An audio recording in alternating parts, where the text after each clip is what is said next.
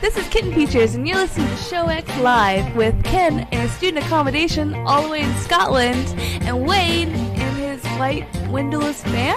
Uh-oh, I better get out of here. Enjoy the show!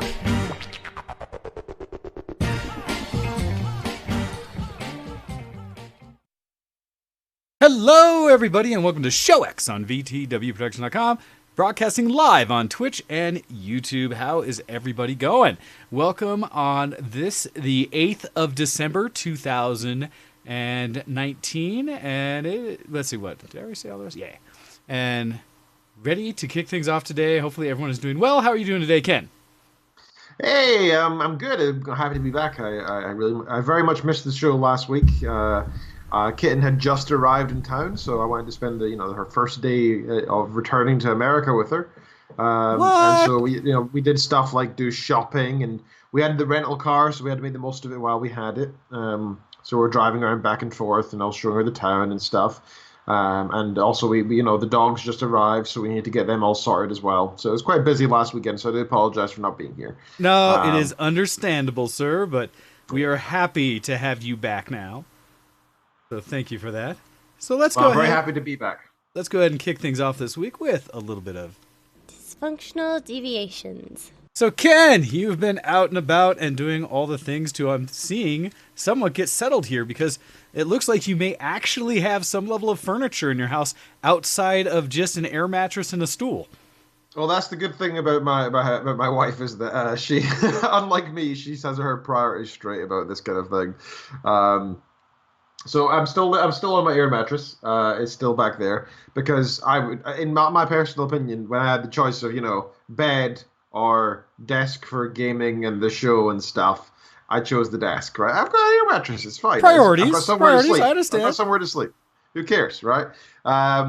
So yeah, I've got a couple of new things here. You'll notice there's a pile of Twitch ready foam for the noise bounciness and preventing it. Nice. Anti-echo stuff. I'm just waiting on some glue to arrive so I can actually attach it to the wall.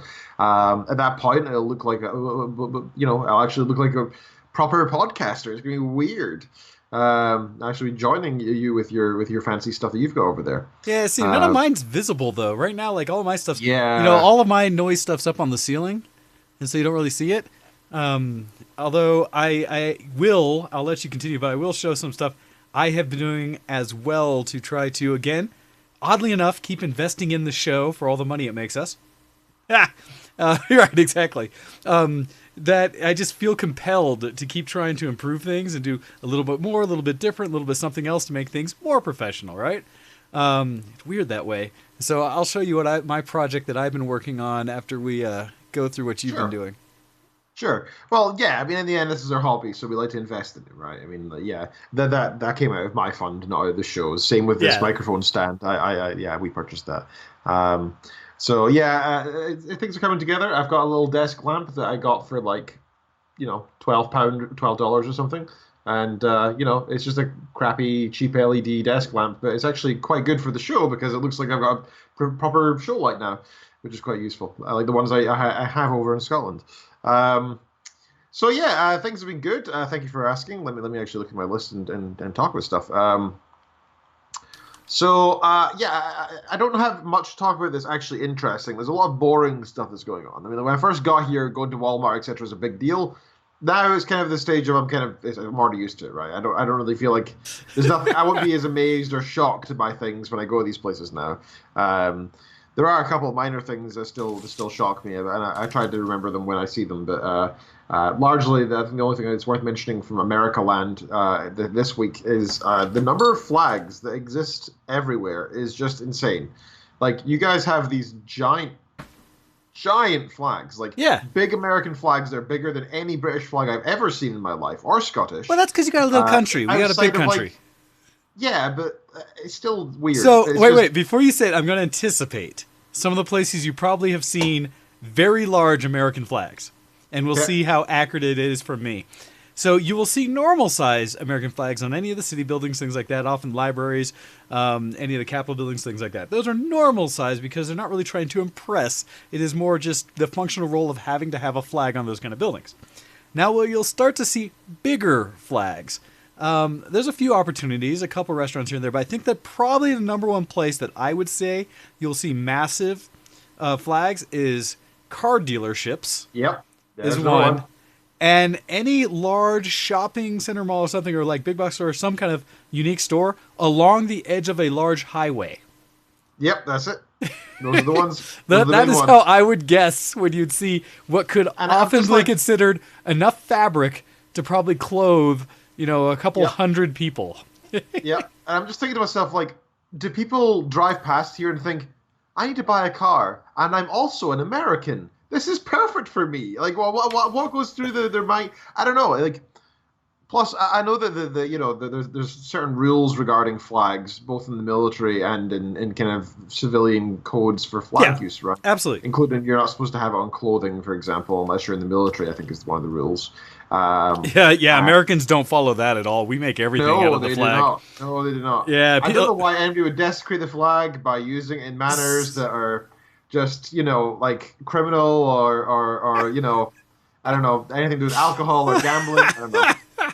So what's entertaining is as much as Americans are very happy in most cases with the symbolism we place and the pride and things we do in the symbol of the flag in the United States, it's amazing to me, or not really, I'm too used to it now to know it's true, but it still surprises me in some cases how few people actually know many of the laws and etiquette that are meant around the flag and how we're supposed to do things.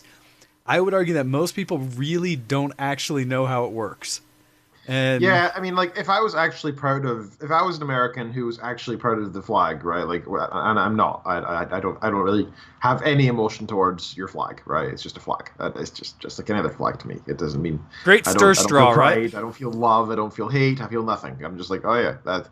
I realize what that represents. I get it. It's a symbol. I get it. But if I was an American who was like truly loved the flag, I would be appalled by the fact that Walmart and car dealerships are using it for their capitalistic pursuits. I'd be like, that's not the purpose of the flag. If I had those strong feelings. The funny part is because I quickly, and I would say I would feel pretty confident in voicing my opinion that most people probably don't really know what it means to honor the flag. It's just like the people who misunderstand things like burning a flag, where they just say burning the flag as though that by itself is somehow an evil act or bad, not realizing that the proper way to dispose of a flag is to burn it. Yep. Now, that is not saying that anyone who burns a flag is doing something proper. A lot of people are desecrating it, essentially. Because the other thing is a flag is never supposed to touch the ground. Yep. And a lot of people don't understand that. And that once it does, you should rightfully burn it properly to dispose of it. And so many people don't understand that. There's little things about you should never fly a flag at night when it's dark. It should always... The only time you can fly a flag 24 hours a day is if it's properly lit. Otherwise, you're supposed to, at the beginning of each day, rise the flag, put it up, and at the end of each day, take it down and put it away properly. There are people who do that. I know Absolutely. There's a lot of vets and the likes especially who will go out every morning to the flagpole. We tend to understand what the rules really are because in the military we live by them. Yeah. And so we tend to understand it, where I understand a lot of civilians not having a clue and just saying that they are taking pride in the flag by doing things like wearing flag shirts and flag hats and things like that, not realizing that you're not supposed to wear the flag as apparel. And it's amazing how many people don't understand that, because now you're basically you're marketing and making money off of the symbol of the country. And it's funny because when you tell people that, a lot of people get somewhat offended that you would tell them the proper respect for the flag, and as though they don't understand it, because they don't. So yeah, it's an interesting aspect of America that I'm very aware of. Yeah. So that's the only thing that is really in the past week that I think is worth mentioning from America is weird to me land. Everything else has been pretty standard. Well, but you say that. Crazy. Have you done anything else that you feel has kind of epitomized your experience of America? Like, have you done anything else that is absolutely American to you, be it the shopping or some food thing you did, or something else that was just like. So we went to a sushi place last week, our local, which turns out to be a very highly rated one. It was very, very good. And it was very cheap, which was great. But yeah, I was just kind of shocked because generally speaking, sushi places I've been to in the past, like you might have like a Japanese guy there, but he's not like wearing anything special. He's just a dude who happens to be Japanese working at this Japanese restaurant.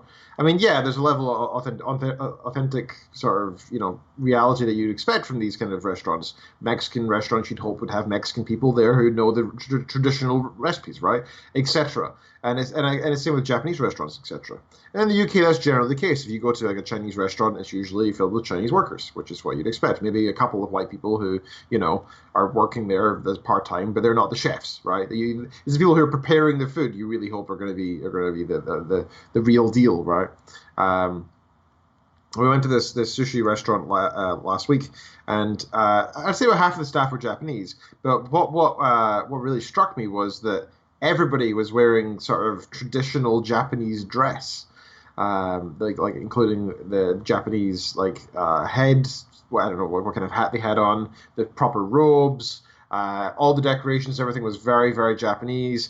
And from what all the chefs were at the front cooking, and I could see that they were from what I could tell, I'm no expert. It looked like a traditional, authentic sort of Japanese style, which is what I would hope for. But I was just amazed by again, the UK. If you go to a Japanese restaurant, it's just a normal restaurant like any other, where there's a kitchen that you don't see in, and there might be a couple of Japanese decorations, but it's usually like a couple pictures on the wall. That's it. This one was like the structure of the building was Japanese. Oh, gotcha. The staff were dressed in Japanese style. The food and the menu all had a Japanese feel to it. Everything, right? That's usually a cool experience. Yeah, that's usually a little more fancy of a Japanese restaurant if they even go to an outside facade and such, versus just. A lot of our Asian restaurants tend to just exist in strip malls, just as another, piece of the overall building layout, and don't stand out themselves. And then you have some of the bigger ones or the more established ones that do. And so, that sounds like you went to a nice enough place. Yeah, it was good. And we thoroughly enjoyed the food there. Everything was amazing. And yeah, it's the kind of thing where that's a clear difference. And people often mock American food, right? And yeah, if you look at Walmart or whatever, you should mock it, right? I mean, like, when you go to a restaurant here, every experience I've had, even like the canteens and cafeterias and stuff, the quality of the actual prepared food in terms of flavor is very high. Nice. I have never yet been to a restaurant or anything similar to it where I've been even vaguely disappointed. In fact, most of the places I've been to, I've thought to myself, wow, this would be a premium in Scotland, whereas here it's, kind of standard. Some of them are lower than average, apparently, and I thought they were fantastic. So that's been an enjoyable, a very, very enjoyable aspect, especially since it's so cheap to eat here as well. I really enjoy that. That is I think the thing that I've heard more and more from everybody, I've mentioned already on the show before, that one of the primary things here in the United States is we are fortunate that we produce so much that we have essentially cheap food. And it is, compared to many other places I've been and people I've talked to, the ability to get mass quantities of food very inexpensively is unlike almost anywhere else. For better and worse. We talk about the quality of said food is questionable in some cases compared to what it could be. And so there's some issues there because, gosh, and I want to watch it. I saw one of the things I've been kind of flipping through, and I think it was this morning as I was going through Netflix or something, that I saw some special talking about how mass production in today's society has turned into some of these challenges we're running around the world about pollution and such. Yes. And how most of that is driven by profit and convenience. Yes. And what we as humanity are willing to sacrifice for those sakes. Yep. And I think one of the biggest challenges, and to not completely take the onus off of us as consumers, but is that we don't see it really, and we don't see that there may be other opportunities, or we're not really given options to do it differently, but that corporations have made those choices for us. And so without us as, setting up regulations, laws, and things to say, stop it, there's nothing going to happen that's going to keep it in check, because the almighty monetary unit is what drives most of the decisions of how we get our things. We worship at the altar of the dollar. Yes. Don't we all? And yeah, I think that's kind of just the culture in the West and with capitalistic countries in general is that you sacrifice the future for more variety and massive quantities of food and stuff now. Um, anyway, before we go any further down the communistic hole, yeah, so we went to the sushi place and that was nice. I should also mention a big happy birthday to Kitten because it was her birthday yesterday. Yes, and it was a big one. So a big happy birthday to Kitten. I love you very much, and I hope you had a fantastic day. And thank you so much for coming to join me in America and starting our life anew. Now, if I'm not mistaken, with your celebration of Kitten Feature's birthday, whether you were part of it or not, but were there cats involved? I was part of it, so one of the things I spoke to her, because I want to try and organize some fun stuff for her birthday, and so we talked about what she would want to do, and it turns out there's a cat cafe here in town. So we went along to the cat cafe yesterday, and she thoroughly enjoyed seeing the various kittens and cats there. It was a nice non-profit place that sells coffee, tea, some little cakes and stuff, and then it's $8 an hour to sit in the room with the cats, where you can also bring your cake and coffee into. That's actually not that bad. And all the money that you give to this place goes into helping the cats food, paying for the employees and the volunteers and all that sort of stuff. See, you can any of the cats there you can adopt as well, which is great. So you can see the different cats and see if you like them, and if you do, you can take one home, which is great. I feel like cat cafes are the ultimate realization of a way of being a cat fanatic. The classic cat lady, but done responsibly. It's like, instead of me just keeping all the cats in my house, let me rent a space, put them all there, and let other people pay me to come be around them and basically take care of them and allow them to cycle in and out. So I can foster them in this established thing where people are coming here just to enjoy the presence of cats. Like I do. It's like the ultimate crazy cat lady retirement plan. Yeah, I love it. I think it's such a great idea. And plus, unlike you couldn't do that with dogs, right? They would just wreck the place. Cats, you can absolutely do this, and it encourages people to adopt more cats. Oh gosh! Apparently, most people adopt dogs, and almost nobody adopts cats. Apparently, so this is a big help for that. At least that's what they were saying yesterday. The cat. I can see it. I mean, people here in Colorado, I would easily state that I hear and see more examples of people who are openly like, I am a dog person, look at my dog in my social media and stuff like that, than ever they do cats, where I could probably do a ratio of things, and it's probably 10-1 for what I see projected. And it's, but also there's a case where you don't take cats out into the world often, where dogs, people will take everywhere as though a child. And so you can go to pubs and stuff and see people with their dogs, amongst you in society, where you never see that in cats. You have to go to someone's house to see their cat, right? Or have a neighbor whose cat comes and visits you and takes a crap in your litter or in your flower pot or something like that, versus going out. So I think that's part of it as well. Yeah. You don't have much of a choice, exactly. If you have dogs, you can either have to take them with you or arrange cover, because they can't be left alone for too long. Yes. Or they'll just piss and poo everywhere, and then start tearing up things when they get too lonely. Where I have tested that I can actually leave my cats for a week with minimal concern of damage to the house. Yeah, leave enough food out, enough water out, they're fine. Yep. Although I will say, on my side of things, my cats have. As I gave last week, I think I gave a solid update on my status with cats, because I had one come in, Tetra came in, I was able to actually pick her up and show her on the show, and people are just like, what? Because that is significant progress for people who have known these cats.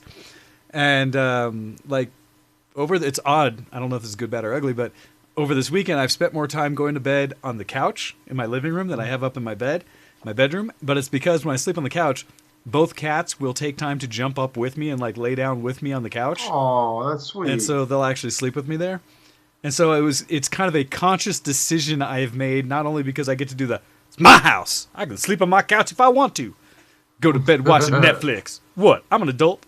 But also to socialize with my cats further, because throughout the week it's primarily, they help me get up at the proper time by making noises and such, or jumping on me. Not quite in the face. Thankfully, they're very good about not attacking a person but they absolutely make their presence known, be it that they'll start playing with things or whatever at 5 in the morning pretty regularly, and which admittedly is when my alarm goes off, so it's somewhat I've conditioned them with it. I just don't get to hit snooze as much as I used to. And so I just lock the dogs out of my room, and I'm like, you ain't my problem at night. Well, and so my process at night, they're normally not an issue during the night. They're usually pretty good about going out into the house and playing, and I have seen the repercussions of. Thankfully, they've gotten better about playing with their toys. Upstairs, I've seen up in the landing where I've left some toys. There's a cat scratch tower, a little one that they really don't use much, but I've seen recently in various locations around the upstairs, which I was surprised with because it's a solid wood base with a tower on it, and it's been knocked over, pulled around. I'm just like, I'm not sure what you cats are doing at night, but gee whiz. The other thing, ignore it, and then they run full force and jump at it. Oh my gosh, they must be tearing it around. These guys are silly, these girls. And they had this little ball that was like a styrofoam ball wrapped with yarn as a play thing that they have finally managed to completely dismember. As I've looked, and I just saw these long threads of this one spool of yarn all over the upstairs there that I threw away a piece, came back, and now they've completely stripped the ball, and it's just that piece, and I need to go and throw that away as well and like replace it or something. I'm just like, some point at night, those two get all kinds of rambunctious, and then yeah, but it has improved, and they are getting better. And so on occasion now, you might actually see them on stream if they come in, and they were one of the Tetra was sleeping just behind my desk here, on just like the floor around some cable. So I found one of the cat beds that they never have used because it was in the living room in the place they didn't care for, and brought it in here and set it in the same spot. And sure enough, now she'll come in here and lay in that bed, and just be good. So progress, it's good. Yes, that is important. Yeah, very good. So I don't know how did we get there? That was off of the cat. Yeah. Because I saw the picture from it on social media. I was like, hey, that seems totally appropriate. Yeah, it was good fun. So there was these 3 kittens that just have been neutered. They were like 2 days before or something. So they were still recovering, and all 3 of them were in this little pile that one of the visitors there called a cuddle puddle. So there's these 3 kittens just lying on top of each other, and they were super sweet. And we all went over and we were sitting petting them gently because they were napping and trying to recover.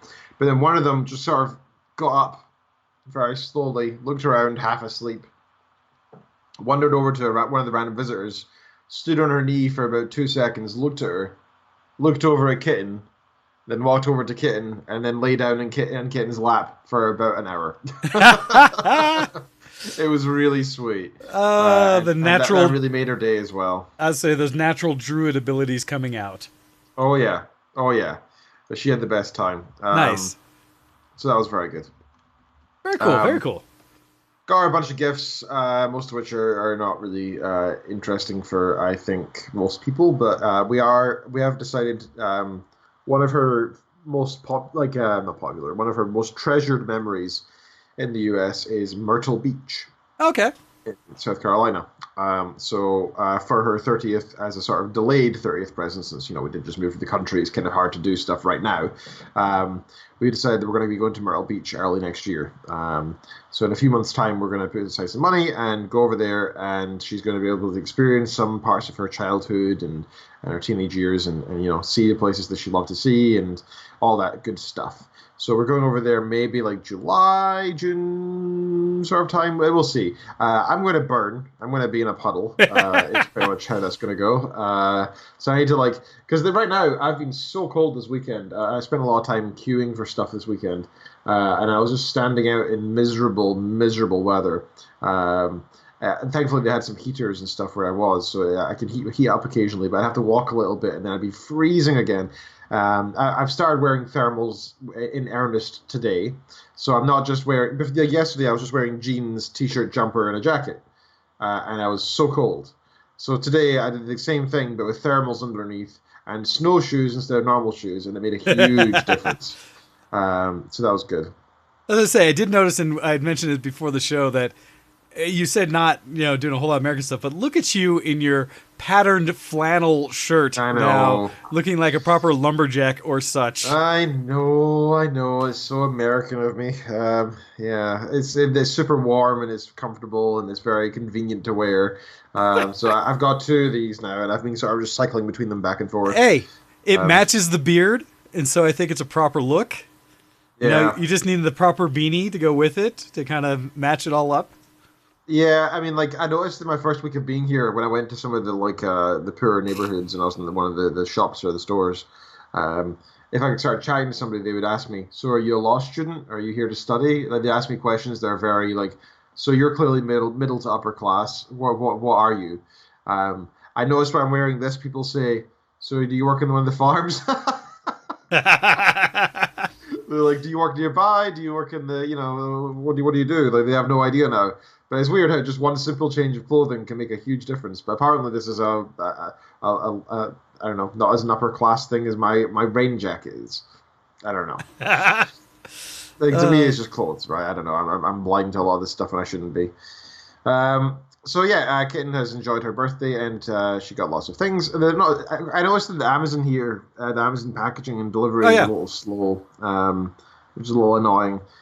Generally speaking, in the UK, when it says it'll be delivered on this day, that's a definitive. Here it's kind of like a range, like it'll be delivered Saturday till maybe next Friday sometime. It is completely based on how close their nearest distribution centers are. Like here in Colorado, we are actually spoiled because Colorado is a distribution hub for many types of, you name it, all kinds of things. And so for me, I actually suffered the same thing this weekend, as I'll talk about some of the things I've purchased as well, where I had a package that was supposed to be delivered, I think, was it Friday or something like that? And then I got a notice from Amazon saying, nope, it's been delayed, and we won't see it till Monday. And then I got an update yesterday, like in the afternoon, saying, oh no, it's on its way. It'll be there tonight for yesterday the evening and such. But I think that's a lot because at least I know here, I'd say the majority of individual or small deliveries are now made by the Amazon like independent vans that people can get themselves and do delivering. And I think that's where a lot of ours have gone versus the bigger FedEx, UPS type deliveries. And so I could see where somebody got off their route, got lost, did something, and therefore didn't make it in time. And so it is interesting where at the same time I'll do the opposite and order a bunch of stuff like, oh yeah, I need some of this stuff. And it shows up the next day where I'm just like, well, okay, now I can do more with that. So yes. Cool. So yeah, that was a little irritating at times because I was, I had plans for Kitten's birthday. So there's a couple of presents that are still not quite here yet.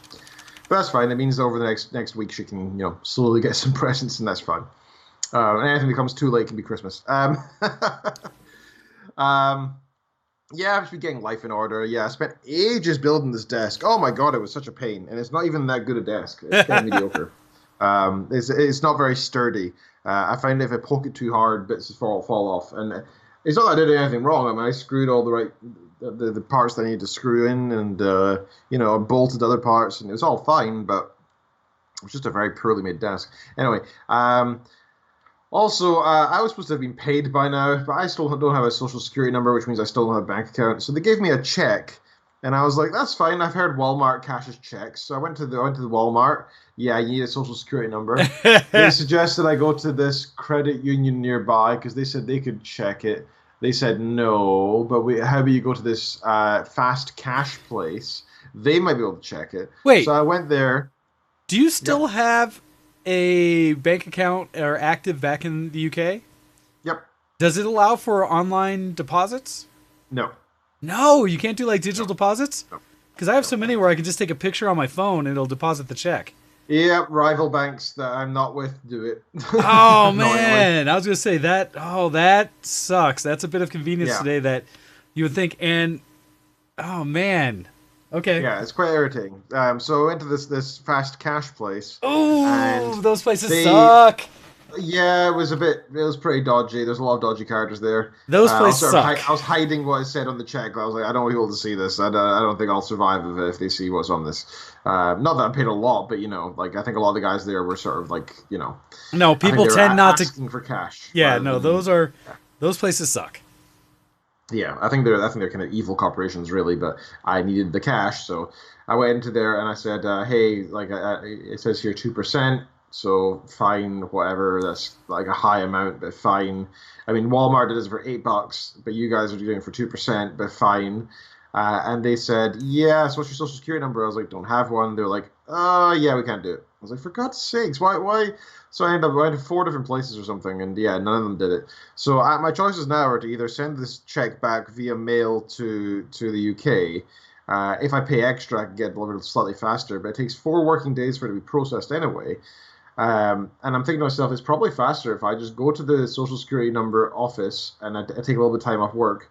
I go and open a bank account straight away and then hope that that can be done within like a day or two and then just cash the check here. I guess that's the best thing to do. So I think I'm just going to have to do that. But that means I'm going to take time off work, which is going to cost me money in the end. Well, right? and so it's did they not have a means to pay you electronically? Because that's the other thing we take advantage of. Yep. Man, the kind of only U.S. bank accounts. That's it. Oh man, the kind of nuanced challenges that are good to know as part of the process of coming over, right? That's one of the things that's you need to have a bank of money before you move. Just like at least 2 or 3 months worth of savings, because even if you forget all the furniture and stuff, which is effectively not essential, right? Like you need to blow up, a sleeping mattress, sleeping bag or a mattress or something, and that's it, right? Really. Otherwise, you can make do. But there's some stuff that you just need to have the money put aside because you need to survive for longer, Yeah. So, I've still not set my payment for the end of this month either. So I need to get that bank account started anyway because otherwise I'll have the same problem again after Christmas. Oh yeah. So yeah, trying to get all that sorted. That's a bit of a pain. But it'll eventually be done, and then I can start thinking about a car as well, and that'll be good too. I wonder if the only other option I would suggest, and I don't know how easy or if you can, is to see could you endorse it to Kitten features. So we thought about that as well. The problem is Kitten's bank account is with a credit union that is not in the state. So I would say she at least has a social security number, and so there may be ways to maybe open a joint account. I don't know, something. Now you've got me doing the problem solving bit where I'm trying to think of all the options of things you might be able to do. The problem is we went to Walmart with me and Ken went to Walmart together and we used her social security number. The check's in my name, but the social security is in her name is dodgy. I don't think they do it. So yeah, it's just annoying. We'll get through it and it'll be fine eventually. Hopefully by this time next week it'll be sorted. So that's pretty much everything from my week and what I've been up to. I want to thank everybody who's listening in today. Sorry, I forgot to do it last time I was on the show, but we are giving out random keys. We try to just do that randomly. So here's a Steam key. It could be a premium one. It could be a terrible one. I have absolutely no idea. So this is going to get dropped in chat in a few seconds. Once my Chrome remembers my password for Twitch because it's forgotten it. Oh no. I'll log in and I'll drop that key. So keep your eyes peeled on the stream. Also, be sure to retweet our last tweet from the VtWShowX Twitter account, and you get a very high chance of winning a key directly that way too. All right, so sir, what have you been up to in the past week? Tell us about the project you said you want to talk about. Oh god, well, I have just all kinds of random stuff to go through. So for the things that I've been doing over this week that haven't been geek as such, I got myself out with my group from work and allowed them to convince me to go running again. Because I keep trying to tell myself that running is a healthy thing that I should try to be a part of. And so I did, again, the Run Around Wash Park, which is a rather decent-sized park down towards downtown. And it ends up being, as I measured it this time, about a 3.5-mile run, which I will admit is beyond my normal training range, because I normally, around my house, when I haven't been running, I start with a 1.5-mile loop that I'm fairly comfortable with, can do in about 20 minutes. I'm like, okay. As I start to figure out what my legs want to do again and get a little more in shape, and then I can slowly expand it out through multiple laps or areas around my house and my neighborhood that allow me to comfortably scale up to a point where I can eventually reach that 3.5-mile or more mark. Unlike coming into this run cold and just running it. And also when I say cold because while last week's I did not go to where it had snowed the night before, essentially, and they said that the friends of mine who did go do the run said they were running through like a foot of snow on the side of the path. Yeah, that's a different kind of. That's not really running anymore, is it? That's a new type of exercise when it involves snow. It is work I didn't want to do, an experience I didn't think would be entertaining. But so this week we did go, and while it hadn't snowed and it had some time to melt off, this is in a park with trees and such, so the paths, unfortunately, were heavily stomped down with other people who had run through, and so there was almost a complete, crust of ice the entire loop. And so went out and ran it, and at the same time it got down to basically freezing while doing the run. And so thankfully had my hoodie on and gloves and everything. So it wasn't uncomfortable. It's more just the breathing in as you're running this frozen air that gets a little suffering. It hurts your lungs. Well, so I've gotten very good about only breathing in through my nose and out through my mouth while running, so it heats it up a little bit more, and so I didn't have that ice lung kind of thing. But I think it limits how gung-ho I can go, as well as, one, I'm out of shape, and two, running through that slippery, icy terrain meant I did not have strides. I had little, like, steps that I kept doing throughout to try to, like, just not fall over and do anything. And thankfully did not bail at all, but it was just slow. It was just, oh my gosh. So it took me, 3.5 miles took me like 45 minutes or something like that to do, which was not fun. 3.5 miles, that's good though, dude. Yeah, and so did it. And it's really the benefit of is, one, the social aspect of with friends from work and them cheering me on to a degree, which is, I don't know if I'm ready for or not. A bit of me going like, grr. But it ended up where, you know, afterwards we spend under $20, but you get the place that's hosting the event. They on Wednesday nights do a discount on drinks, on beers, as well as they have an offer where you buy one time in and you get unlimited chicken wings. And so essentially for that under $20 and $20 after your like tip and such, you can have a beer or two. And in this case, I think I had like 14 chicken wings or something like that and things. And you just keep them coming. You order 6 first time and then 4 every time after that and just kind of keep it coming. So that was the, you know, benefit or the good behind it, but got myself to at least go run again. So yay. Well done. Well done. Also, on Friday, I finally did a little bit of self-maintenance where I finally went to a physical therapist to try to look at some exercise and things for my neck, which continues to still hurt and sucks, and I'm old, but came up with some exercises that will hopefully help me out. We'll see how that goes. Also, yesterday, want to throw a because it hasn't happened yet, but we had a celebration for author, friend of the show, Jon W. He had a birthday party because his birthday is coming up, but he wanted to do it now because he's about to go in for surgery. He's got to get a hip thing done that's going to put him out for a couple weeks. And and he won't be able to have alcohol or anything and stuff like that while he's recovering. So he said, let's go ahead and knock this out ahead of time. So went to that. Nice thing about that is, from my perspective, and something that yay for my robots, as my friends like to talk to about our 3D printers and such, I had gifted him both... what was it? I had done an Enterprise, and I forget the number, D edition one, but from the next generation, a model of that I had printed, as well as a little bust that I found, because I figured, like, oh, I have time, let me do something else. A little Jean-Luc Picard bust that I had found for it, because nice. I know he and his wife have been watching through the entire Star Trek series, and they're currently on Deep Space Nine, and had gone through, so I was like, here's some Star Trek stuff. I know he likes that. As well as... best. I think it's really solid. And it's where I then also gave his wife one of the prints I had done of Baby Yoda. And so cool. She was quite thrilled for that. She loves all the cute things. And so it's fun because I do enjoy when I can gift some 3D prints, as they're things that a lot of people get and so are somewhat unique. And that makes me feel good. Also, let's see. So I was going to talk about the projects and stuff I've been doing in general. So I'm going to give you guys a little bit of insight as Ken is talking about his setup he's now doing in his new space for the show. I continue to try to evolve and come up with ideas and do things for the show. And so one of the things you might note is today, hopefully my face is a little more visible as I have moved the location of my microphone. And I hope to continue to work on this a little bit. I have things in the mail coming to help this happen. So I'm going to take an effort and dislodge the camera to try to show you guys what I've done as the current project, in that I have looked at how other people have set up studios in the past, and not that this is truly a studio, it's my office, but duels as. One of the challenges I've had is whenever I have had people over to do the show internally, you've seen where the microphones are always all over the back end of my table here. And with that, I decided I'd seen an example before somewhere. I don't know if it was just watching radio stations or something with some of the ways they project. But one of the challenges I've had, and you guys I'm sure have heard it when I've had people on the show, is some people get a little nervous or whatever. They talk like I often do with my hands, but they don't know what to do with it. And so they'll like hit the desk. and stuff like that, or kind of tap something near the mic.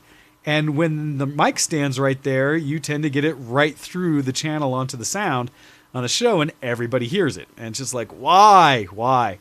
So to help alleviate that issue, while I didn't do a whole lot of true Black Friday shopping, I did do some searching around, and it gave me some ideas, and I did find one or two things for the show. So I'm going to grab the camera here, and what I've done, essentially, let's see if I can get it around here. Oh, it's always weird seeing different parts. It's like it's a 2D image to us, right? So when it moves, it's like, whoa! Yeah. So you see it going. Here? So here you can see my microphone. I have my old nice. Shield up again that I used to have around the Blue mic. But instead of it being on one of the desk stands like these ones off in the corner there, the other stands, I now have it on a boom mic or arm that is being suspended from the ceiling on a television ceiling mount that I modified. Is that phone up there as well? No. So what you're seeing, let's see. So what you're seeing is up on the ceiling, there's one of my surround sound speakers from my speaker setup that makes more sense. Exploded back in the day when the lighting hit the house. I'm still trying to fix. But next to it, you see the ceiling mount. This is one of the television mounts that I handle about 100 pounds. Mm-hmm. So I figure it's more than enough for then, on the base of it, I had to modify and drill a new hole for it because this is meant to hold the TV mount at a 90 degree so that it's be able to be visible from the side. And so I flattened it by changing the hole setup so that it is hanging flat, and I mounted a board onto it to give it some rigidity, and then have clamped the microphone stand to that to totally isolate the microphones, and to make it so that when I'm not doing the show, I can just grab the mic and essentially just, lift it up in a way so it's not in my space is my goal. Neat. Yeah. So that's what I'm going to try to do. Now, I may have to do some adjustments because this might be a little weak for all the weight that's on it. And right now, that's a little higher than I would like it. So I have on order another extension bar to bring it down just a little bit more so that the microphone stand isn't at its lowest point as it's sitting there. And so that is my current, for the show project that I'm working on. That's good. I really like that setup. That's neat. And my whole point of it to make it so that I could, during the show, just bring this right down and have it on the show. And then when I'm not using it, just pick it up and move it away. And hopefully we still sound good. Now, the only challenge is, admittedly, I'm trying to figure out the angle of things just right. Seems like it's picking up my voice all right, so I think that's good. My challenge is because where my lights are placed, the light over there now is casting just a little bit where the mic stuff and gives me a little bit of shadow on the face. And so I have to make sure I'm not hiding under the mic stand. It's not terrible, though. I mean, I think the compensation from the software that comes with the driver or whatever, it makes it work fine anyway. Well, and if I'm over here, if I'm actually right in front of the monitor, I think I'm fine. So we'll see. We'll see how it goes. But yeah, so that is one of my current projects. And to the point where I had it just clamped to the regular metal piece that came off of it. But having it just on that, there wasn't enough structure. And the whole thing was kind of flexing because it was on one end of the stand. So I added this piece of wood that actually I think came from an entertainment center or something, has this foam on it, which I kind of like. Help reduce some of the reflections of sound off it. But it now has enough sturdiness that it's holding it rigid. Now, the only problem is there's only the one mic on it, so the whole thing's leaning this way some. But I hope when I drop it and when I add the other mic stands to it, it'll even everything out. As well as I plan to put some shims on it that I'll probably go in 3D print to keep it from moving as much, because already the bar that goes off the ceiling has a little bit of give between the extension pole and the main pole. And so I'm going to go and try to measure with it and build a shim in there, 3D print one, and just shove it up there so that it holds it rigid. So all these ideas of how to improve the setup for the show is I'm constantly trying to make things look and sound better. As well as what's really exciting to me is that'll open up this whole desk space again so I can actually use it and not just have mic stands there. And I get you, because this stuff here, I didn't even know this was really a thing until I started paying a little more attention to Twitch. I was like, oh yeah, and I vaguely recalled sound studios when I was a teenager in a band, seeing them everywhere, and I was like, oh yeah, that is good for stuff. And now that I thought about it, I was like, that must be quite cheap. Looked up. Oh yeah, it's just and Ken, do you remember what mine looks like? Yeah, and yours is cool as well. Yeah, because I got 2-inch pole, so it's got the nice thick. So that really helps the sound, and you can see there, you can see one of the lights that we do for the studio, and I have that light, and then the other light on the side of the box is there. that help contribute to the overall look of the studio setup. So, and then, yeah, so if I can get all the mics off the desk and clean this up some, and admittedly, one of my goals is, as I was looking over Black Friday to change out this monitor eventually, I want to go down to that 43 still that I seen versus the 56. It'll allow me to scrunch up the desk space a little bit and recover some more by getting the side monitors over it. And although I'm really tempted, although it'll adjust my setup even further, to do wing monitors on the smaller one, 43, and then have two 27s on the side. That's when I'd kind of like, yeah, that'd be an interesting one. So we'll see. But thoughts and things I have. Alternatively, you could get another telescope thing for a monitor, and then.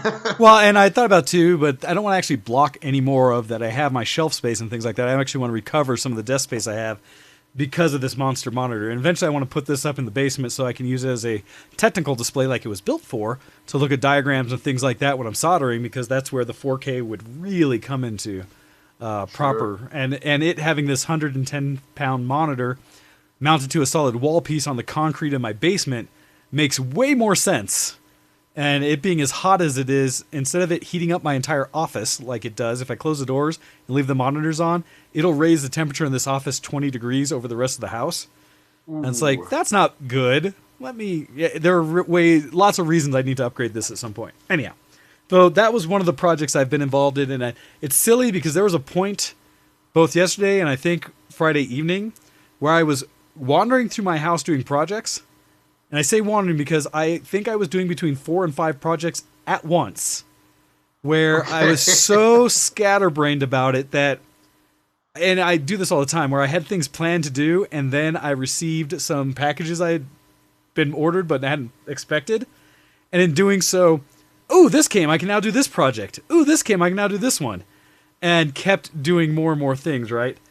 And just, I'm like, what all do I do? And so this was one of them. I also had some of the 3D printing stuff, as well as one of the projects I have is upgrading my first 3D printer. So I finally received the T8 screws that I needed to increase the vertical length of my original Robo R1 that I have from Kickstarter. And so I got those and started installing them, but now I have to print out new pieces to change how it connects to the gantry. So I was then printing those. And just back and forth with those things. I also got in some of the lights that I want to do for my Christmas lights set up around my house. The 50/50 RGB individually addressable lights that I have, because I want to set up my house in such a way that I can, as a geek, run whatever program I want and have it light up whatever light I want in the house in whatever color I want. That would be incredible. Why not? Cool, yep.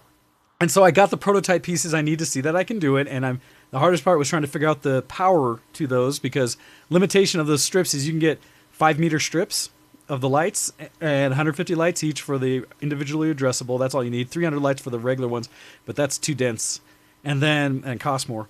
So 150 lights per strand, but you can only connect 2 strands in series for every power connection that you do to the strands. If you try to go a third or more, it starts drawing too much amperage and dims out the whole strip. So that means for every 2 strips in a series, you need to add an additional direct connection to power. Okay. And so to do that, you have to figure out how do you properly distribute the power and run it along with the runs and things like that. So I picked up a distribution block that allows you to run it in there and connect multiple strands out from it. I think it connects up to 4, and then you can daisy chain others so that all you have to run to it is the one power connection. So you can do a direct line power, and then you can daisy chain the signal along it and such. So I'm trying to figure out ways to do it real proper and probably run all the wires around my house down to my basement. So that's a big project I've had for years, that all the pieces finally exist to do it fairly simply for myself versus how I would have had to do it even 2 years ago. And so I pulled the trigger on a lot of the things for that. And I think I had 2 strands I had gotten to start playing with, and now I picked up another 10, I think. So a total of somewhere around, what is that? 60 meters of lighting to hopefully surround most of my house. We'll see if it's enough. So that's a thing I'm looking at doing as well. What other projects did I have going on this week? So that's in one place that was happening. Along, let's say, like I said, the 3D printing upgrades I keep getting pieces for. One of the cool things I just got in to help enable the ceiling mount thing to make it even cleaner is I got new XLR cables. And there was, because deals, I was able to get a kit of 6 25-foot XLR cables in multiple colors. Whoa. For essentially $40-something. Nice. Off of the Amazon. Something under $50. And so that enables this and will give me 2 extra cables for all the mic mounts. I'm trying to think. I know I had some other projects. Oh, I also started working on trying to patch the hole in my Miata's exhaust that'll allow me to get it closed up since it's past due on emissions. And it can't pass if it's got a gaping hole in the exhaust system under the hood. That's probably going to make it fail. Yep. Yeah, so actually, that's what I was going to do this morning if I wasn't up too late. I was going to open it up and see if all the stuff had dried so I could try to start welding it. But that project going on and just something, and I was like trying to finish some of the 3D prints and clean them up so I could gift them.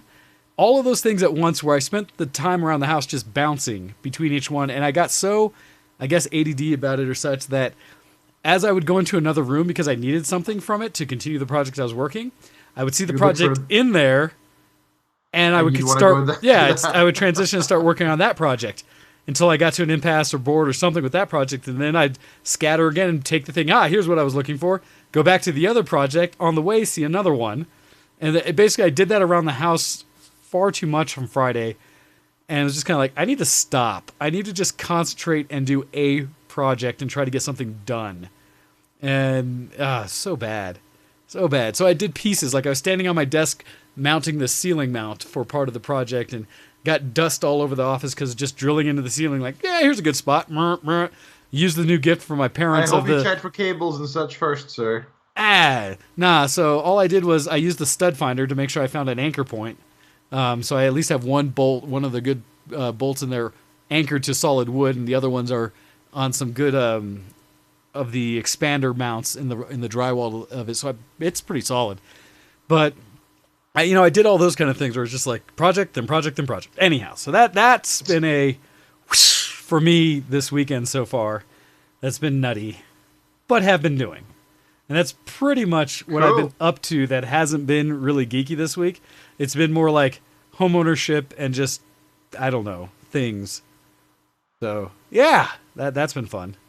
Very neat. Sounds like it's been a very productive week for your non-work stuff. That's great. It's silly. I shouldn't be this way. I do this to myself. So, anyhow, yeah, that's what's not been geek. So, as we transition over and say geek stuff. I'm a geek. Are you a geek? Geek Cred, level up! Is there anything else, Ken, that you've been doing that's a little more geek this week? Yeah, good few things. So first of all, I want to share a screen in about a couple minutes or so. It's just so you know it's coming. I played a game of League with you today. We played an ARAM and it went quite successfully.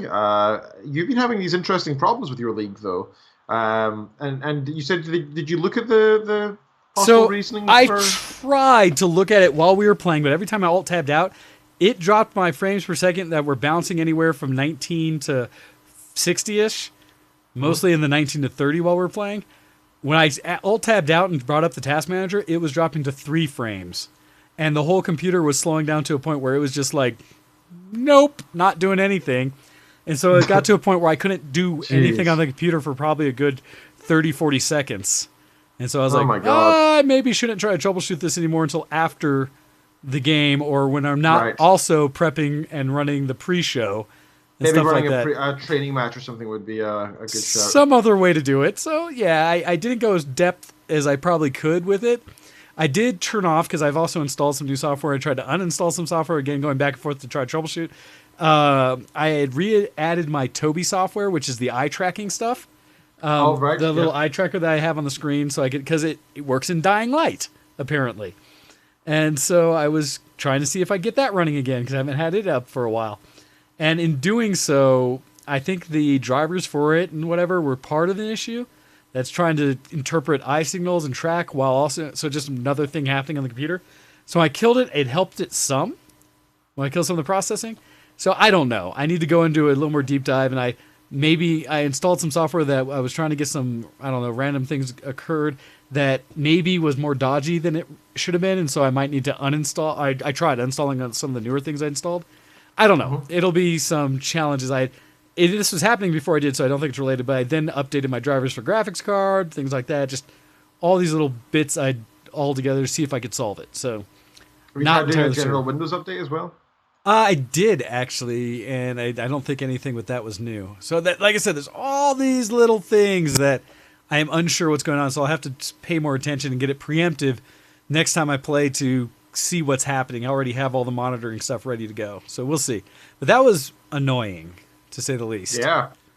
Although we still won, even though we did. I was playing at like all of 15 to 30 frames per second, if that. Hey, you did well. You did well considering you had a couple of good kills there, and you did a couple of good setups as Thresh, so can't complain. It's a lot more of just preemptively and a lot more clicking like, well, hopefully this input gets me when they're there.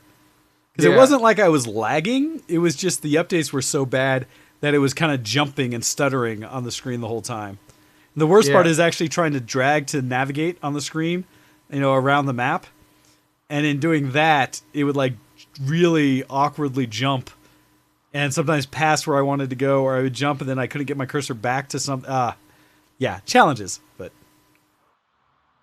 Well, it worked out okay in the end, and hopefully you can sort that problem out with, and maybe it'll be something simple. Maybe it'll just be I don't know. I don't know. All right, so also try running the League repair thing. That can be useful as well. I actually did run the full reinstall or the fix everything, and that didn't help. So I may try to reinstall it completely, like a clean install. I don't know. There's a few things. We'll see. Yeah. Okay. So I did a few other things that were kind of interesting, geeky. The one of the ones I want to talk about actually is so I've had this fun idea. And I talked about it a little bit last week. Basically, what I want to do is I want to do a side research project type thing that is using my kind of expertise with the type of algorithm, type of AI that I use, which is not really made for games, but it's had a fair bit of success as well. It's basically, they're called evolutionary algorithms, and these things are specialized in doing really, if you think of an exhaustive search where you consider every single possible example, right, of something, which is exhaustive, you try every single possible solution to find the best version of it. For example, say you were thinking with StarCraft and how to win a game, right? Exhaustive might take 1,000,000 years, right? So nobody thinks about AI as being exhaustive search, because that's just stupid. Instead, you try to find some smart method of doing it. And my specialty is in a subset of these algorithms called evolutionary algorithms, which basically working off the basis and the metaphor of evolution, of life. We evolve solutions to problems by making, one solution A, another solution B to whatever problem it may be, like trying to make a game run fast or trying to win the game as an AI or whatever. You have these two different solutions. You take the good parts from each, smoosh them together, and make a baby, right? Effectively, like genetics, right? That's basically the premise of it, and it's literally taken from genetics, right? And it works pretty well.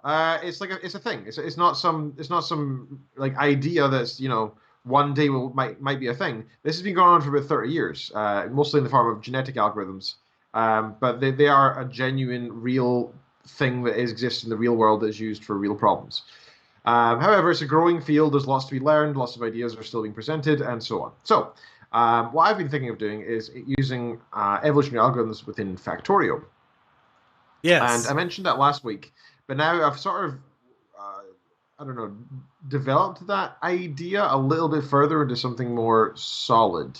So basically what my idea is instead of having one big ol' AI which does all the things that is Factorio, and for those who have played Factorio, you know that it's a very complex set of various problems. You'll set up your base defenses to find out there's not enough power for your defenses. So you set up your power to find out that you don't have enough fuel for your power generators. So you go get more fuel for your power generators, and you find out that you're running low on resources to actually make the stuff to do all that stuff. So you're basically patching problem after problem after problem. And that's pretty much what Factorio is, right? That's the whole premise of the whole game. And it's a fantastic, fun game, even though it is just lots of these different problems altogether. Anyway, so what I was thinking of doing is instead of one big AI, instead I make a bunch of little AI, which each can be controlled by some kind of, control unit, right? Some sort of administrator. Okay. And I was thinking about how to do this and the different methodologies I could use, etc.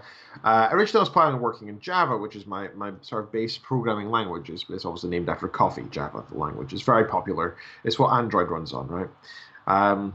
And so I was thinking of using that because that's where my specialty lies. And I looked into it, and it would be possible, but it'd be pretty difficult. Mainly because I'd have to use something that uses Java, then goes into Minecraft. It goes into Factorio, places the solution, analyzes it, then passes it back to Java. It'd be this handover thing that makes it really difficult, and there basically have to be a translation process. It's a huge problem in itself. And I thought, why am I making this more difficult? It turns out that there's actually a language inside the game called Lua. Lua exists for the purpose of allowing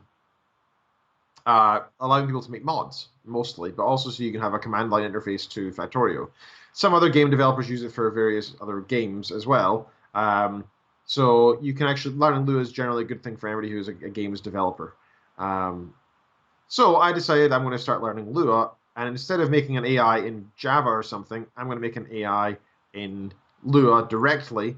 And instead of having one big mod which does all this, I'll have 6 or 7 mods that are all, they're controlled by one main mod.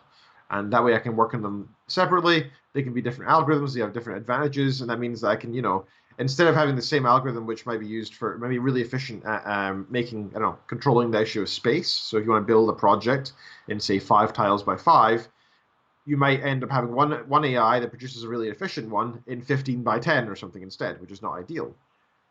So instead, it's better to have an AI that's better for space, and so on. So perhaps if I can specialize, is what I'm saying. Nice. So that's kind of what I'm working on, and it's a side project, but I put it on Reddit, and it got a good 50 or so upvotes in the Factorio subreddit. Had a bunch of people comment with their ideas and their, what they thought would be useful resources for me and such, which I very much appreciated. And yeah, so I'm now going to be working on that slowly, in my own free time when I feel like it. It's something that I is technically for my job in a sense, I guess. But the grant that I have that I'm funded by is not a games grant. Yeah, it's in fact agriculture, right? So I can't just go screw around and do fun projects on a whim. I need to do them in my spare time, and that's absolutely allowed. That's no problem. But I'm focusing my 9 to 5 on my actual job, right?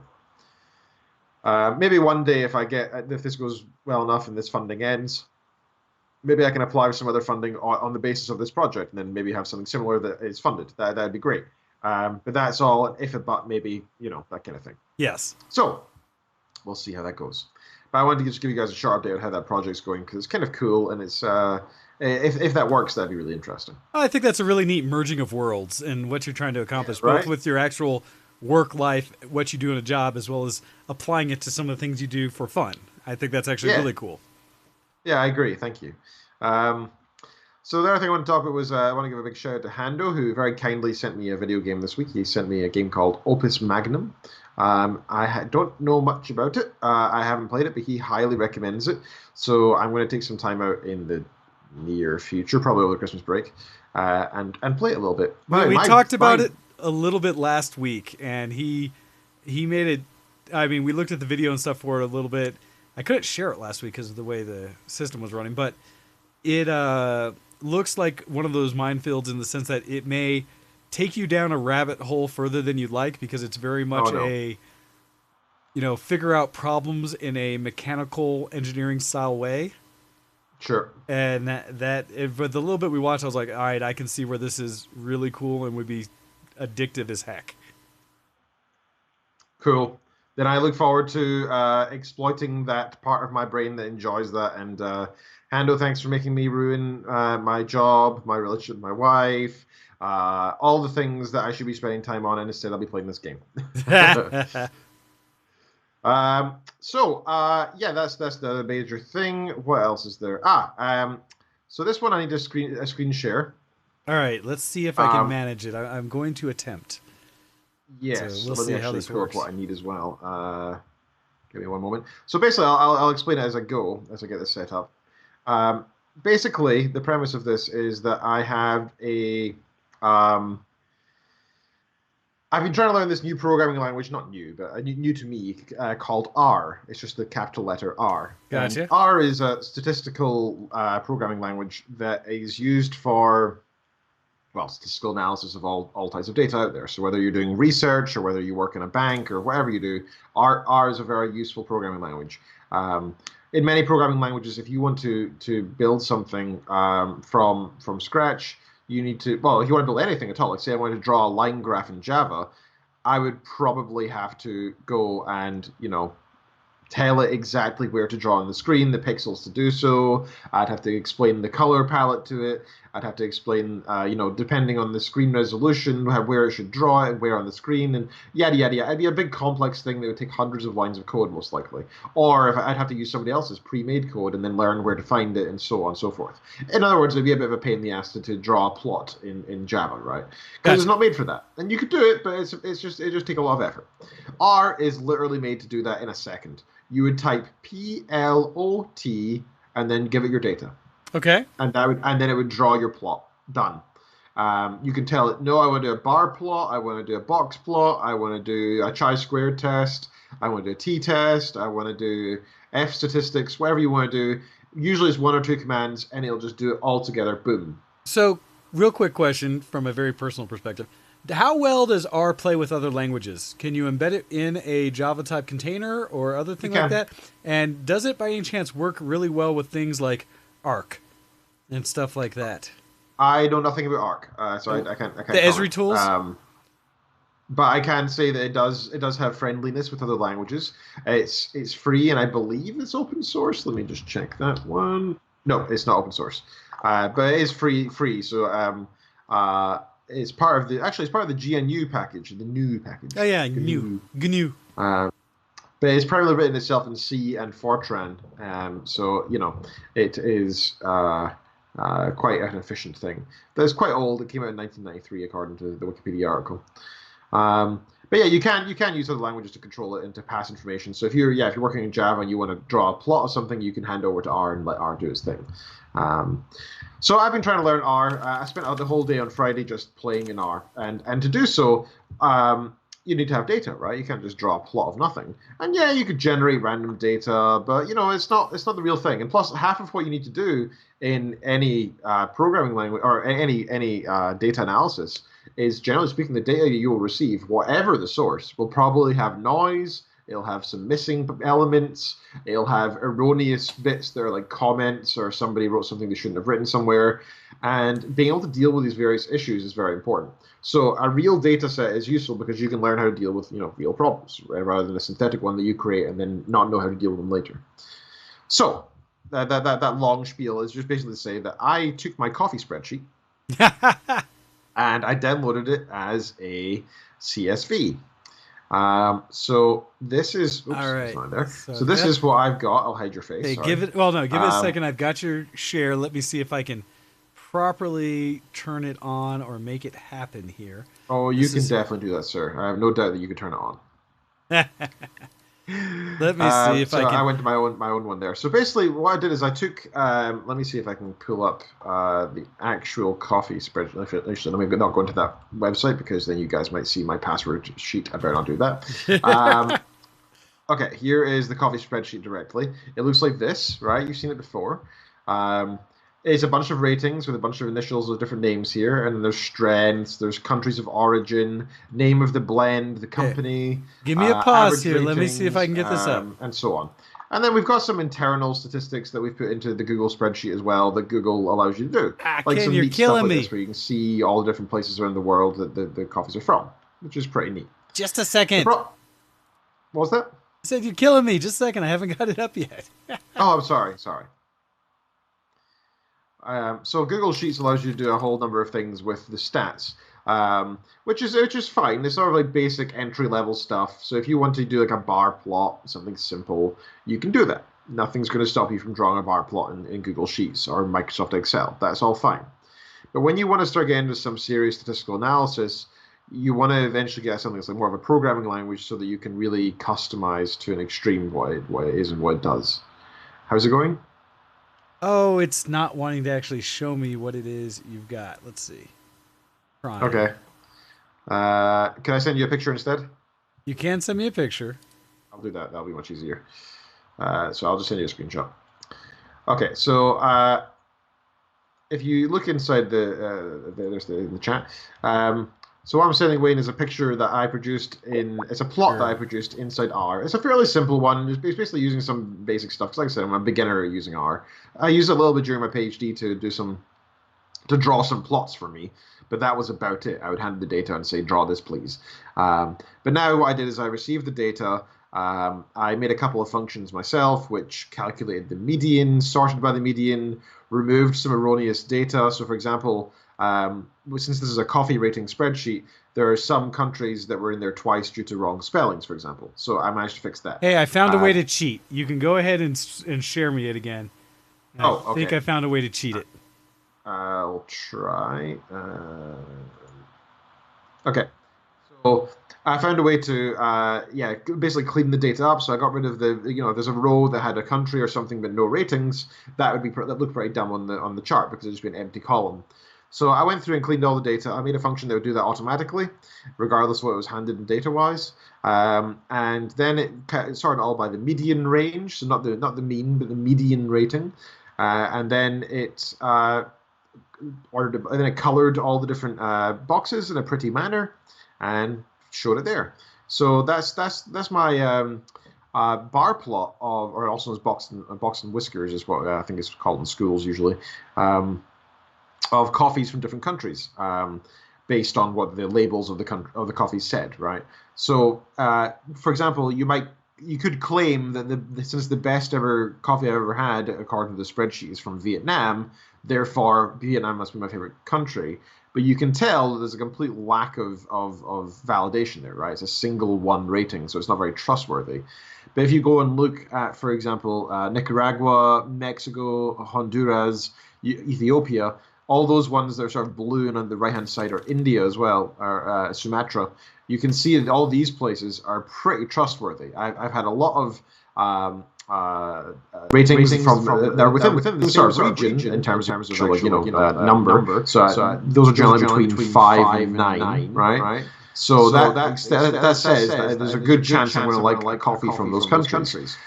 Equally, if you look at the United Kingdom one, there's a good chance that my median number is 4, but it can range wildly. So you can get a nice, interesting range there. And it's good because it also points out the outliers. So for that little dot on the right-hand side there, you can see that the USA doesn't really have much in the way of ratings there. Not many coffees come from the USA itself. But one of them was particularly bad and a bit of an outlier. What I'm really proud to see is that I don't actually have any other outliers. I only have one out of the 200 or something ratings that I've given. Which means that it doesn't mean I'm being fair, but it means that generally speaking, I stick within a sort of bread when I do rate by country. Which is unintentional. I've never really considered this as a problem before. I've only ever really considered maybe by brand, maybe by strength, maybe if it comes as grind or bean. Those are things I usually think about, but this is the first time I really considered it at a country level. But it actually makes sense if you think about it. If you look at all the places that are highly rated, Ethiopia, Honduras, Mexico, Nicaragua, Tanzania, right? These ones that are trustworthy are generally speaking on the equator. That's where the coffee belt is around the world. That's where people say the best coffee comes from. And my ratings seem to align with that, which is kind of satisfying to see that even if, ratings, have a human element and therefore are kind of faulty, you can't always trust humans to rate fairly, right? If you give a 5-star system or a 10 out of 10 system or a percentage system, do you think everybody's going to rate the same way? No, because it's just like if you look at products on Amazon, people give 1 stars or 5 stars. They rarely give 2s, 3s, and 4s, right? Same with if you give it percentages. Can you really tell the difference between 87% and 86% coffee? I don't think anybody can, right? So it's finding that rating system that makes sense, that we're not going to be too biased with.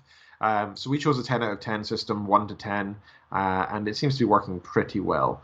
But considering all that, it's been quite fun. Also, my headphones just died and ran out of power. Oh no! And that's ever happened with these, and I'm slightly disappointed. So I would suggest that we go to a break so that I can go plug them in. Yeah, let's go to a break. We'll try to finish getting things sorted out. So awesome.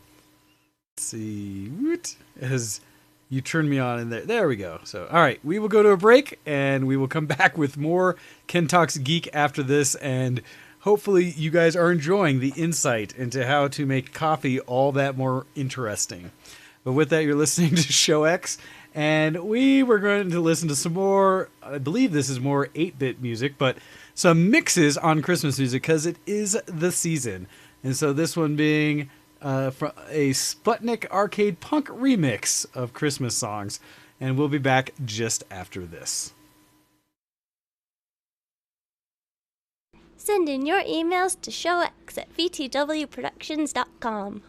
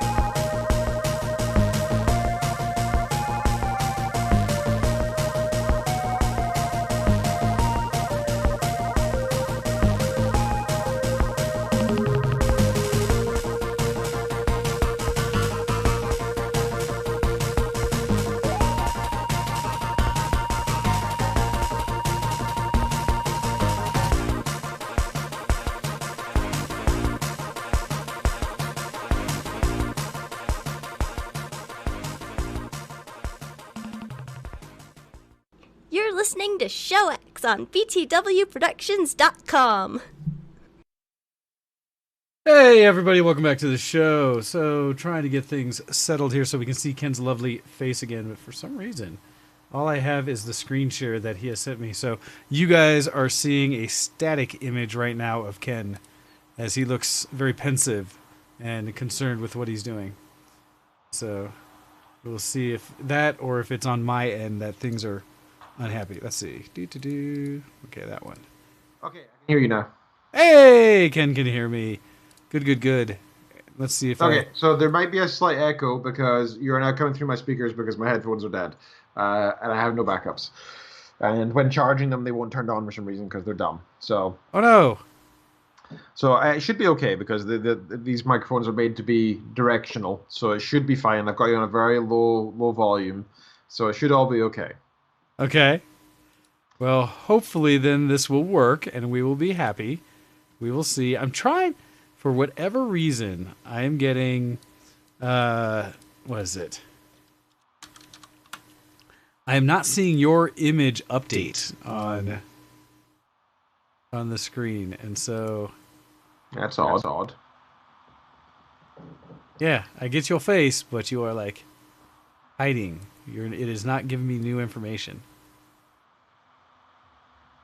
so I don't know why. Are we live, by the way? We should be, and everyone should be hearing us. Good to know. No. Although, talk to me again. Okay, testing, 1, 2, 3, Yay, 4, you're 5, coming 6, through. 7. Everything's happy and good. We're good. Okay, right, cool. So I said, well, that's all good. I still, the for whatever chat. reason, can't see an update of your face. I still see a screen share from you. That. Oh, what? Oh, yeah. Oh, I didn't mean to. Yep, you're right. And that is maybe where. Maybe that's the reason. Yay! There we go. You're moving again. Hey, sorry about that, guys. So hopefully that is better. And yay! All right, now we got things figured out again. Awesome.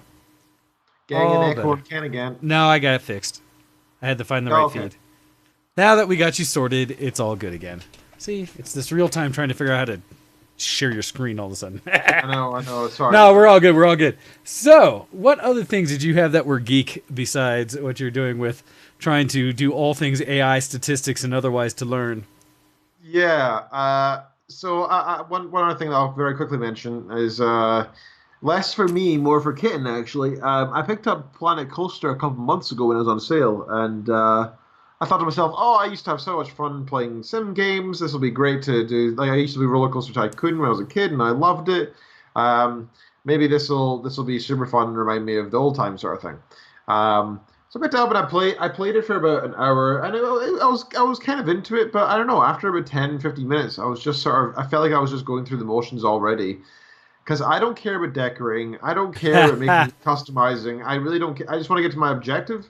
So I was just very quickly trying to maximize income, minimize outgoing, and then I realized that I'm not actually having fun. I was working effectively, and that's when I stopped playing. Yeah, it was a very beautiful game. Those who are into those kind of sim games, I highly recommend. You can do everything in that. You can go down into the detail of this individual stand will now sell this kind of food for this price. And you can check on individual customers in the park and see what they're liking, disliking, how full their bladders are. And you can zoom way out of the park, and then you can start thinking about general park management, policies, research, all this kind of stuff. It's really a really impressive sim game. I'm really thoroughly impressed by it.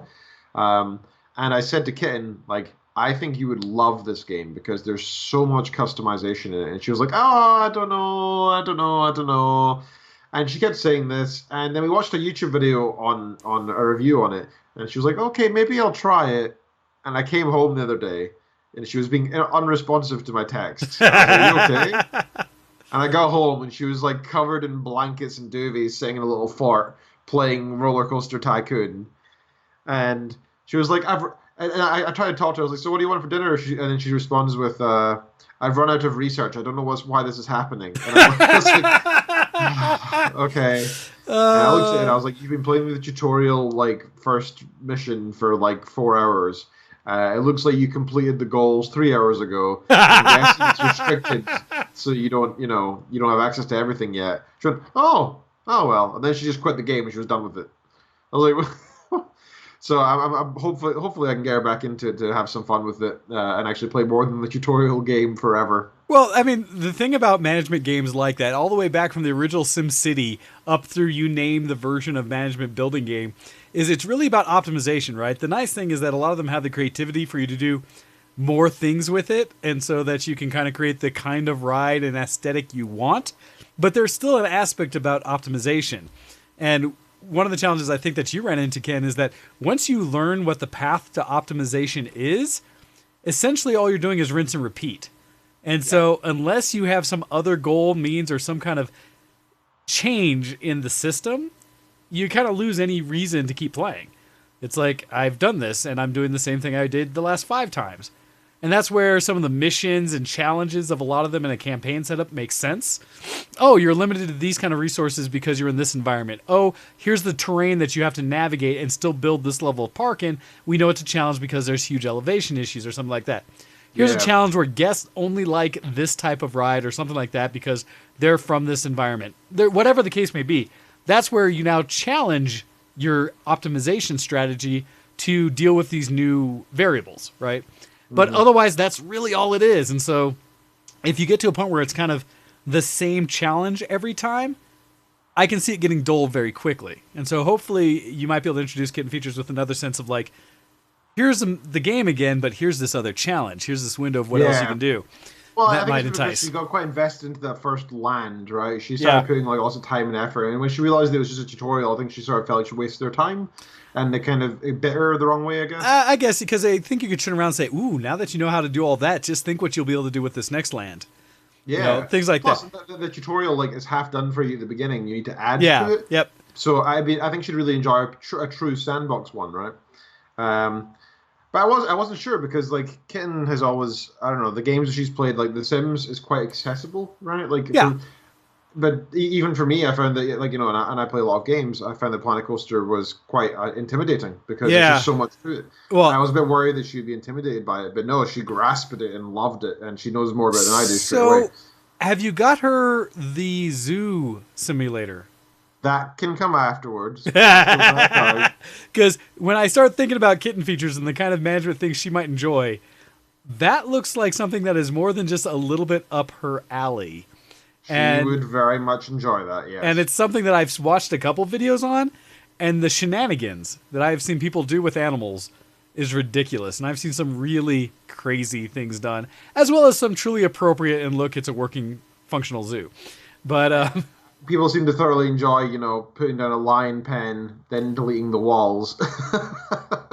And I had seen some examples of seeing how many animals could be placed in one specific location. Like challenging things where the paddock wasn't big enough, but then introducing 100 animals that have all been created and ready to go, and they all spawn on top of each other and creates these odd, monstrous-looking things as the animations don't sync up.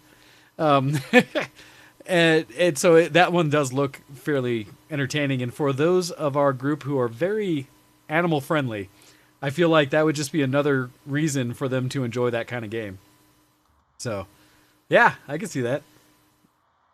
Let's see. So let's see what else. Let's see.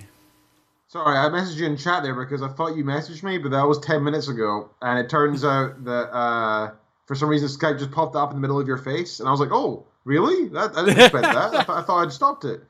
Skype does that sometimes. Yeah. Anyway, so yeah, she's playing about Planet Coaster. Hopefully she'll get back to it as well. Very cool.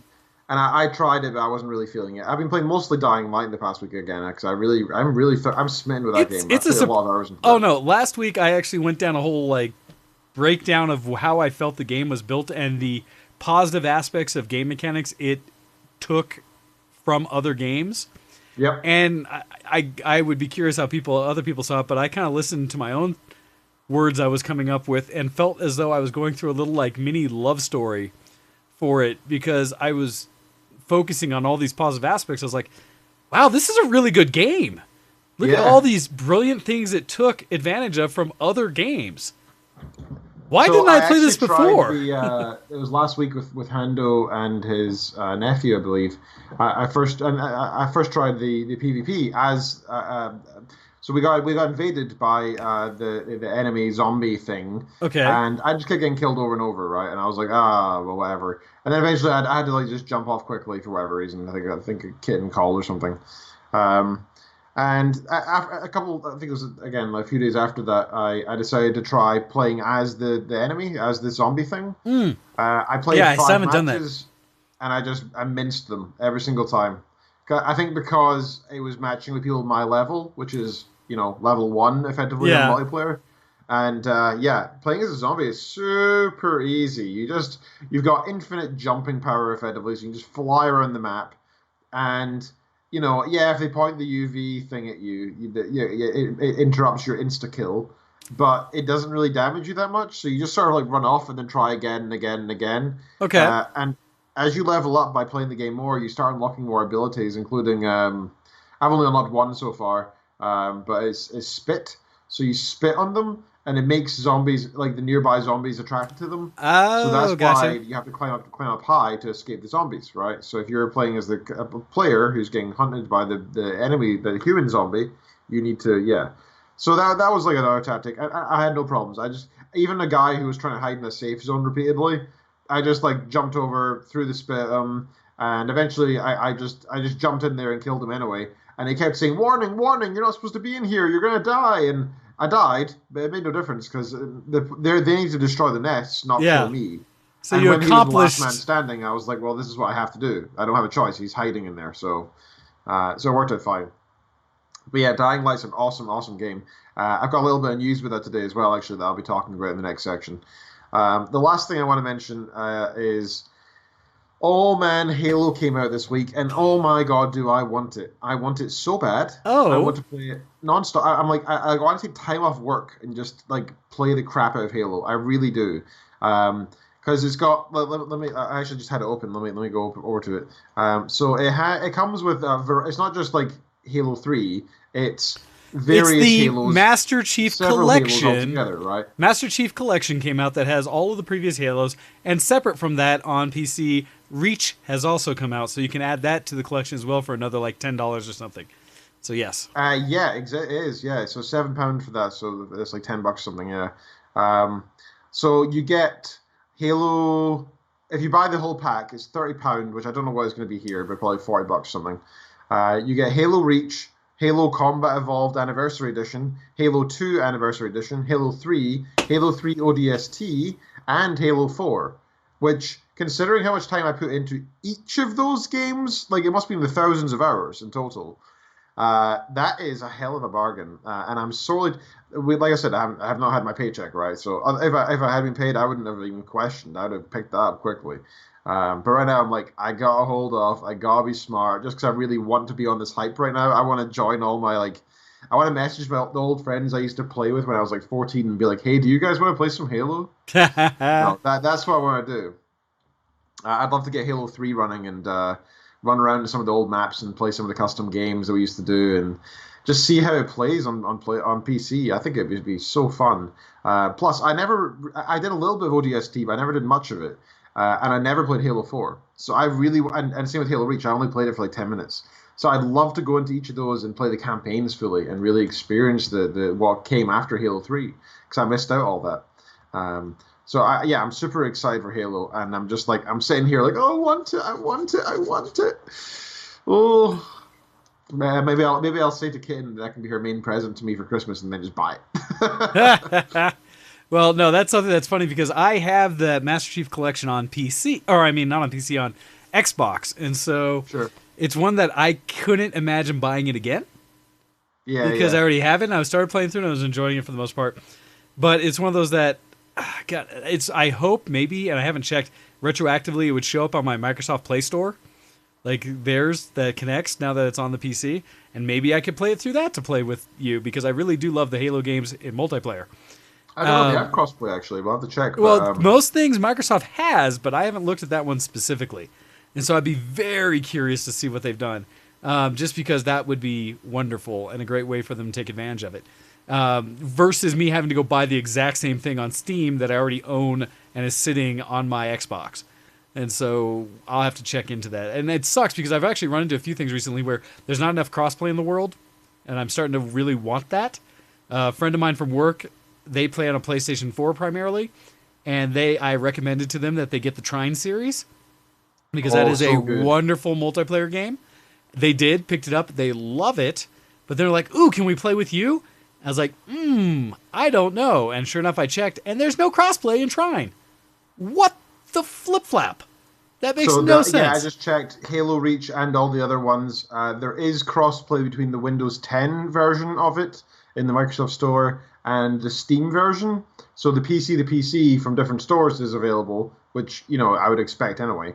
But sadly, it is absolutely not available between Xbox and PC. Not at all. Well, and that's where I'm wondering if nothing else for me, it's not that I need the exact version. Like, I don't need crossplay from the Xbox.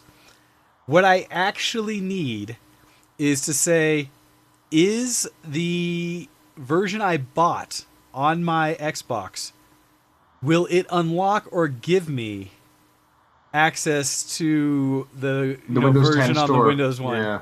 That's what I'd be after. And by default, it's not showing up, which is annoying because, again, it's like $40. It's like, come on, man. But they did it with like my Gears of War 4.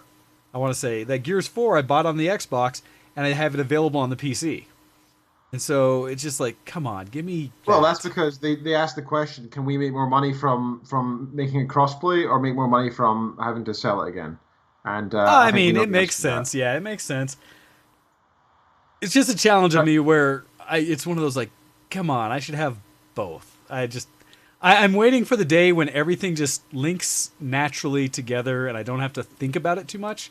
And it's all just right there. That's what I'm waiting for.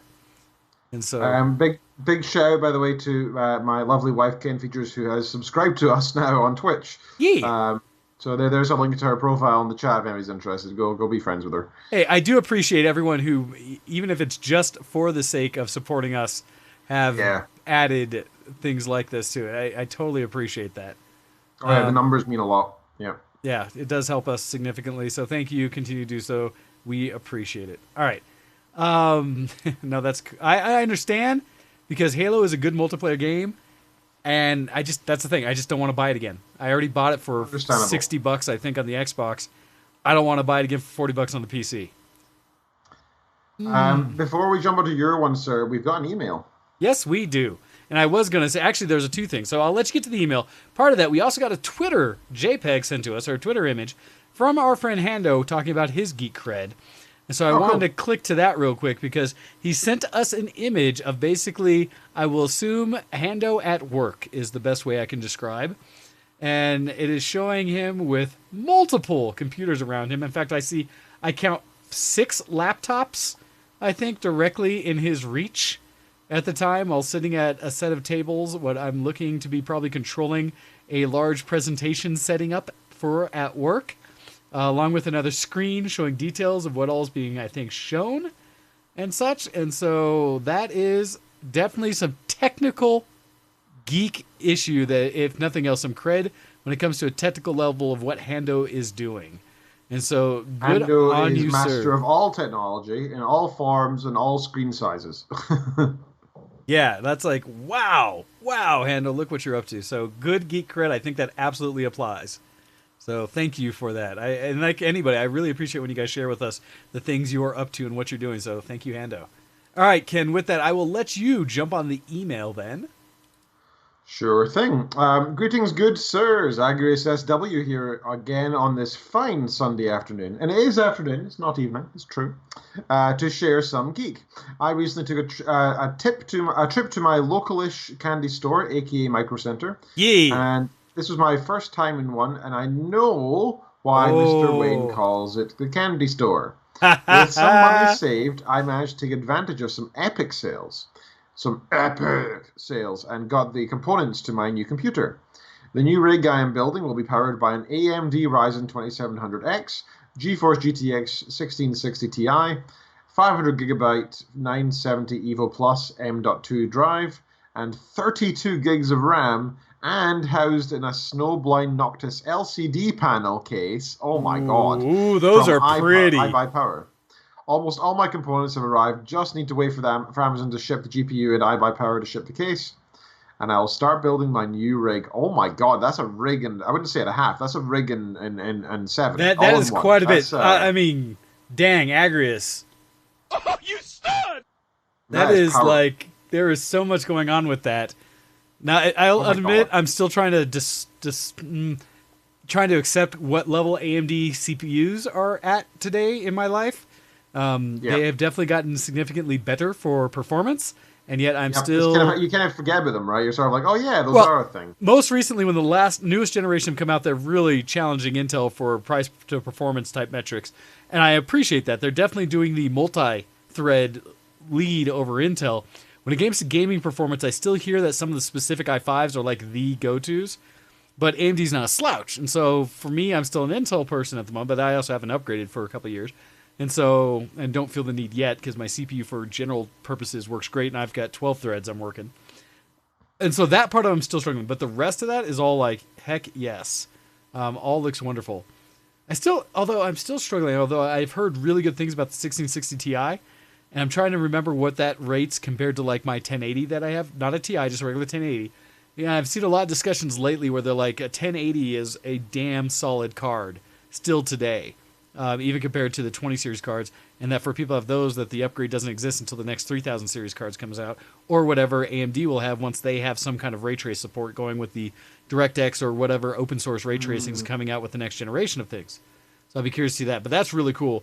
Having an M.2 drive, if you haven't had that before, will change your life. Getting your computer to boot up in sub 30 seconds. In my case, it's somewhere between 7 and 12 seconds or something from cold start to up in Windows doing something is impressive. 32 gigs of RAM is my world in the sense of that's just, why wouldn't you? And I'm still struggling because I saw all the deals over the holidays, and I know they're still not even deals, but they're reasonable price. I could go get another 32 gigs for like $120 and have 64 gigs. Why wouldn't I do that? 8 gig is fine, all right? It's fine. I've had no problem. I understand, Ken. You are able to get the job done. It is not about the physical size of your RAM allotment. It's how you use it. I understand.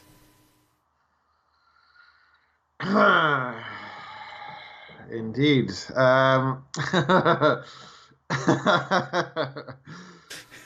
Also, this is continuing on the email, of course.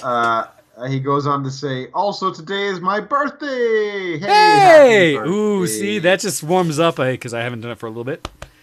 St. Uther / sorry, in this case, Agrius SW. Happy birthday, Mr. President. Happy birthday to you. Hey, happy birthday. How's it going, Agrius? Thank you for joining us on it. So it's a very special week because it was Kitten's birthday yesterday, and that means it's your birthday the day after. It's nice to have a running row of birthdays, isn't it? It's kind of fun. And it's Dad of the Doc's birthday tomorrow. And it was older brother of the Doc's birthday last week. So it is another solid week going into the Christmas season of a lot of good birthdays. December is a good month. All right, so he says, I will be streaming around 2 p.m. PST, and we'll be playing different games and even giving away free Steam games. So come on by and enjoy. So guys, yeah, please do, especially as his birthday, go along, give the guy a sub, give him a shout out, and if you can, watch his stream. If you don't have the time, this is a big tip for anybody that you want to support on Twitch as well. Even if you can't actually physically really watch, like if you're busy, if you're out, put it on your smart TV, put it on something, and just let it go. Let it go because that helps them out a lot. One of the big things I've been doing, and this is advice for anybody, again, as Ken's saying, just to support, I have actually installed on my computer the Twitch app, right? The specific Twitch tool. Initially, I really had gotten it because it allows you to run mods for World of Warcraft. They support it through there. But when anyone I know is on streaming and I'm not doing anything, even actively watching them, I'll get my alert and I'll click on their stream so it shows up. And once it's up, I can hide it, I can minimize it, I can mute it, whatever I need to. But I'll at least make sure I give them another number of someone on it. Or just have it as a side thing that's going regardless. So that I try to make sure whenever I'm at the computer that I at least get it on, even if I'm going out and doing other things. And so, because what it does is it gets people's metrics up that it shows up higher and higher in the feed of whatever game or something's being played, and more likely that other people will latch on and find it. And so it is silly, but there is really just a numbers game when it comes to Twitch streams. So same thing with us. Hey, we'd love it. Even if you're not watching actively, jump on, up our numbers. Once you start getting it up there, it allows us to find more people. So thank you. Yeah, and Wayne needs all the help he can with getting it up. All right, so getting you back that time. Hey, you're the one who told me you were totally fine with such a minimal amount of RAM. I'm saying, I'm not judging you. I mean, you said you get it done. All right, you can change the topic if you can't take what I was saying. That's fine. Hey, most of the times I can't find anything that can games and giving away free Steam games, so come on by and enjoy. Thanks again for taking the time to read my email, and have a great show, good sirs. Shout out to my loving fiance Ambrosia Hartnett and Copperfield for helping me pick out my parts. That's also a good joke in there. I'm not going to say it because it's your birthday. But I don't think Ambrosia will be too happy with that. Agris SW level 34, real life level, Human Paladin Guild, Silverwings, Moonguard US, the Paladin husband to be of Ambrosia Hartnett. I love that. Oh, it's always just it makes me so happy. Yes, Agrius has like the best, signature block of any of our people who email in. We appreciate that every week. So thank you, Agrius. All right, on to my little bits of geek. So what do I got going? Not a whole ton, and I'll leave some time for any news we want to talk about. I wanted to say that in the League of Legends realm, other than playing like ARAMs and such I've still been doing, one of the things I found myself surprisingly spending more time on, I mentioned it last week a little bit, is I'm still playing Teamfight Tactics. And the odd part, and I think my younger brother Earth got me into this a little more so, but we both kind of made the decision at near the same time, is we're playing ranked on Teamfight Tactics. Because for me, whatever reason, ranked Teamfight Tactics, I don't care. You're not on a team, you're just playing for yourself. Yes, it tries to match you, and so you're playing with people more your skill level. And so I'm not nearly as high up in the rankings as I had been prior to playing it in ranked mode. It's the same experience for me, so it's just as fun. And it doesn't put the stress that ranked in any other game I've ever played has put on me. Because I also play the auto chess mode just as kind of it's up here while I'm watching other things or doing something else. And I'm just playing it to get some of the rewards that Riot has for playing each day kind of thing. And so I'm like, I'm okay with this. But it's weird. It's the one mode of any game that I'm playing a ranked version. Also, as I was talking about 3D printing, some of the upgrades I got. So I got the larger screws. I'm going to try to make my original 3D printer more vertically less challenged. So it'll handle taller prints. In doing so, I've got all the screws, the support beams and stuff like that in there.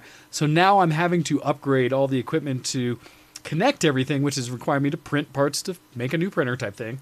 And a challenge because my other R1 that I had been my workhorse started flaking out on me. It's having some kind of heat issue where it was having heat overruns or runaways, where the heat range of the main cartridge was fluctuating too much.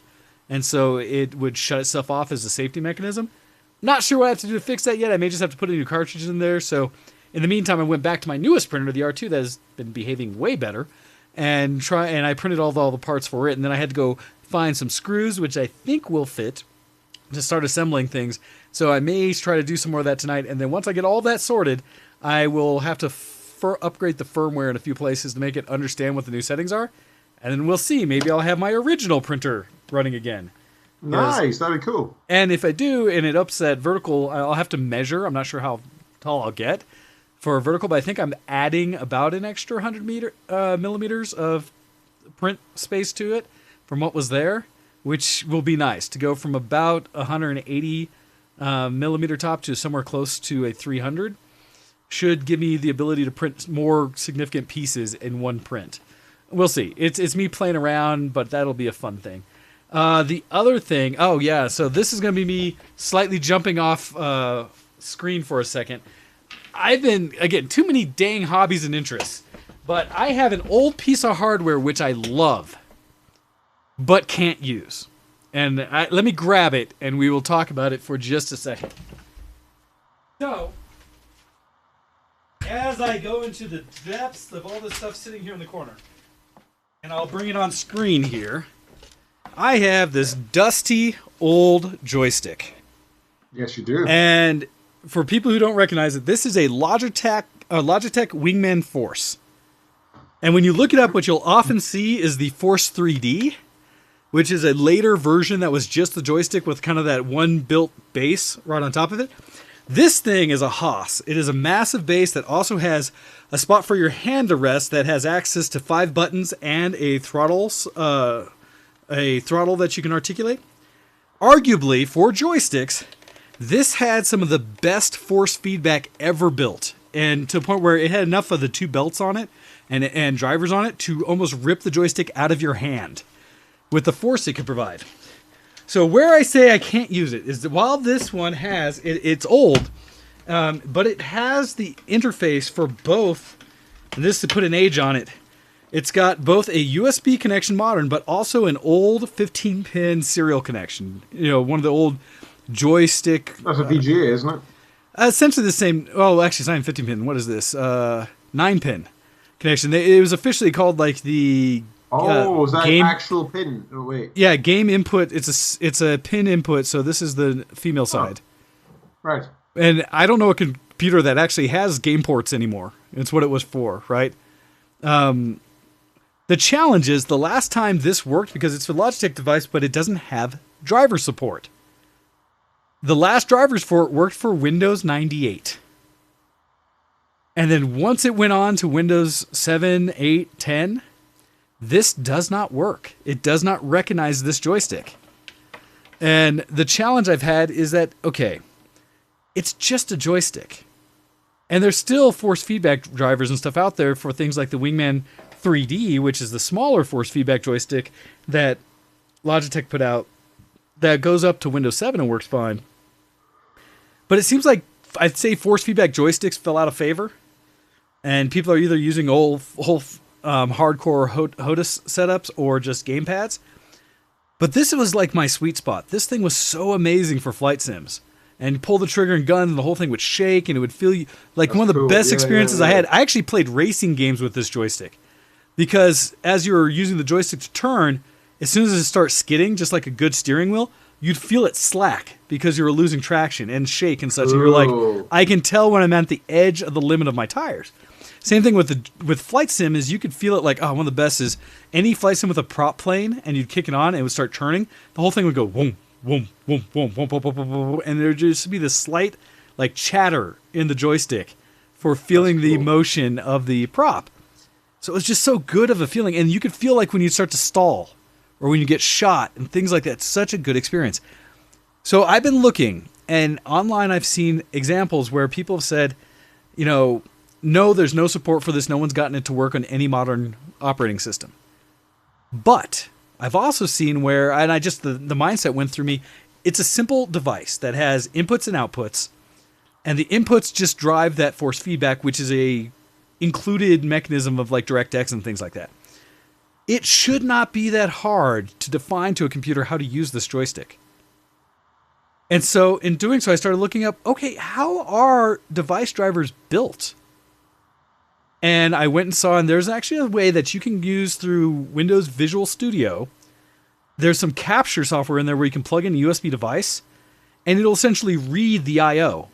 And it'll understand, so as you push buttons, things like that, it should give you this is what I am seeing from this device you connected. And you should be able to capture that, and there's some tools out there that allow you to use that to build a base architecture for whatever that device you're plugging in is. And so I have this thought, this idea that maybe, even though Logitech does not support this, from the company anymore, maybe I can build my own device drivers that would work in Windows 10. I think you've done a thorough scour of Google. Oh, I have looked everywhere to see if anyone has done this, and nobody has. Everybody's basically said throw it away. That is the almost universal answer out there, and I do not accept that. Because it is on Reddit, on some peripherals. I've looked at the peripheral things, I've looked at device driver things, I've looked at update things, and basically people have said your last best bastion of finding a force feedback joystick is that Force 3D, which isn't really a modern thing anymore, is no longer really supported. But most people argue that this specific joystick was the best damn force feedback joystick ever made. And so, well, in that case, I recommend looking at some of the old software that's available for Force 3D and seeing if it's become open source or if somebody's made an analogous version of I that haven't in the past seen any variations of it, but what I do have is somewhere, and I have to double check if I maintained it or if it got lost when I last rebuilt my computer, but I'm pretty sure I still have it somewhere. At one point I found the original 98 drivers for it, and I opened them up and I looked at them and I was like, this is not quite XML, right? It's all C. It's actually written in C, but I was able to understand to some degree what it was saying.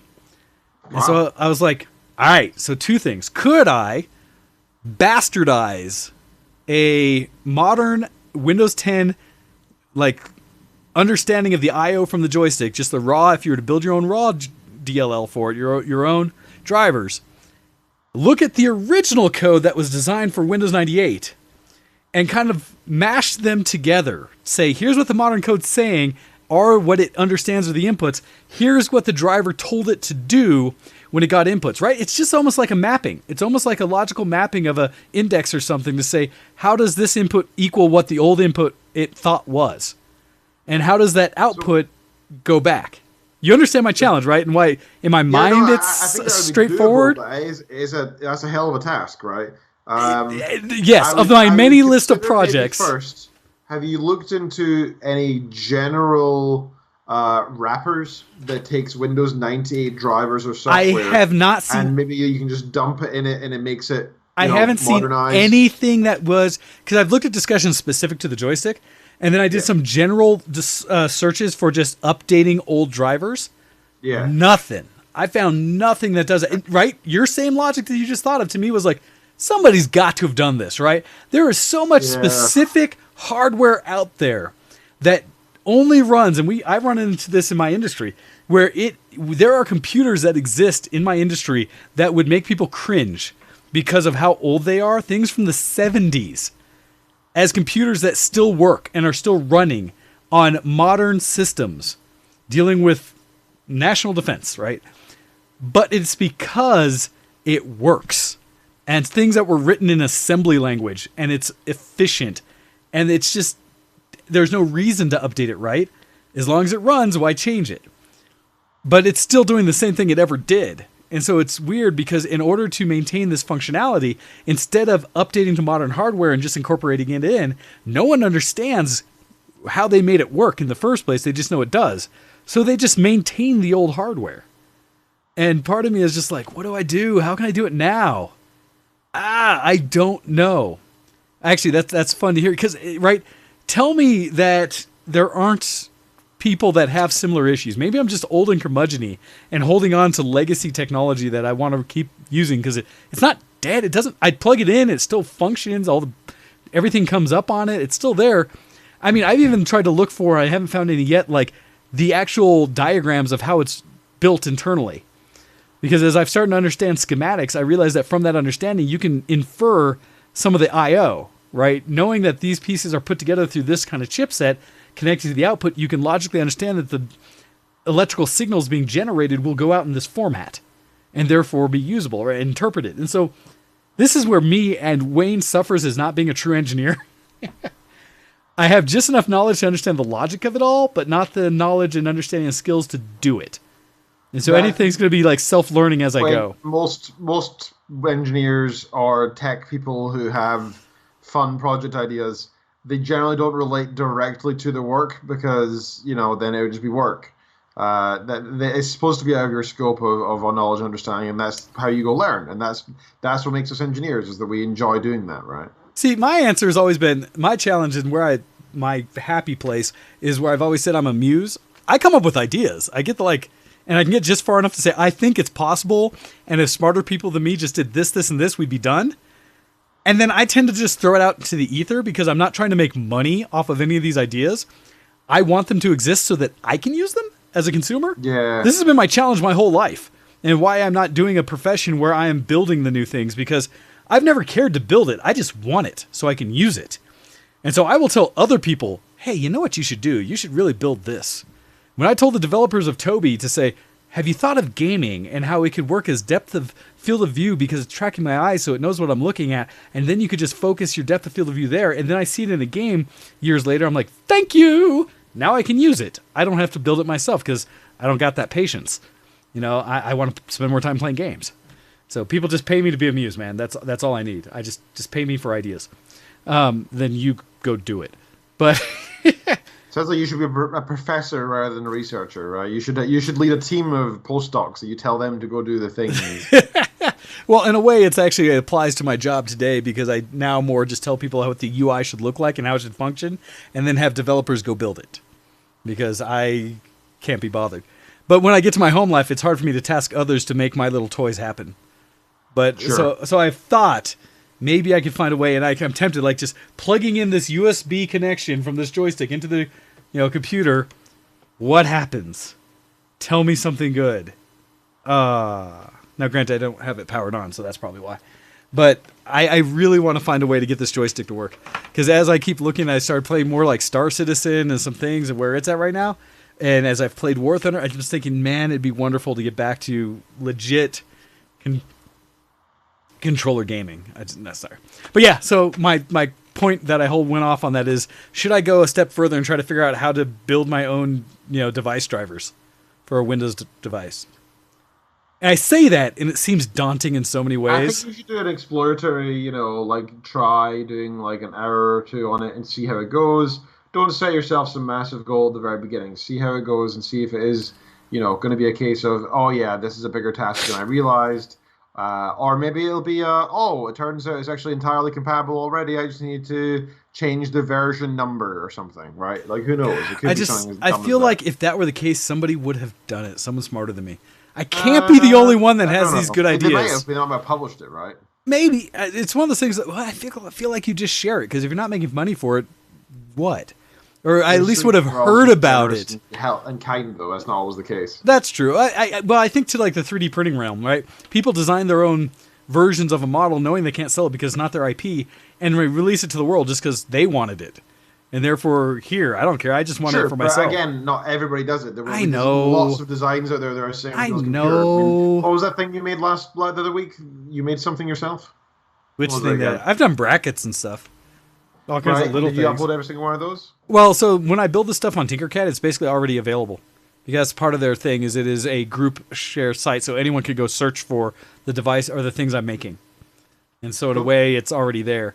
Don't use Tinkercad for professional, IP-driven things.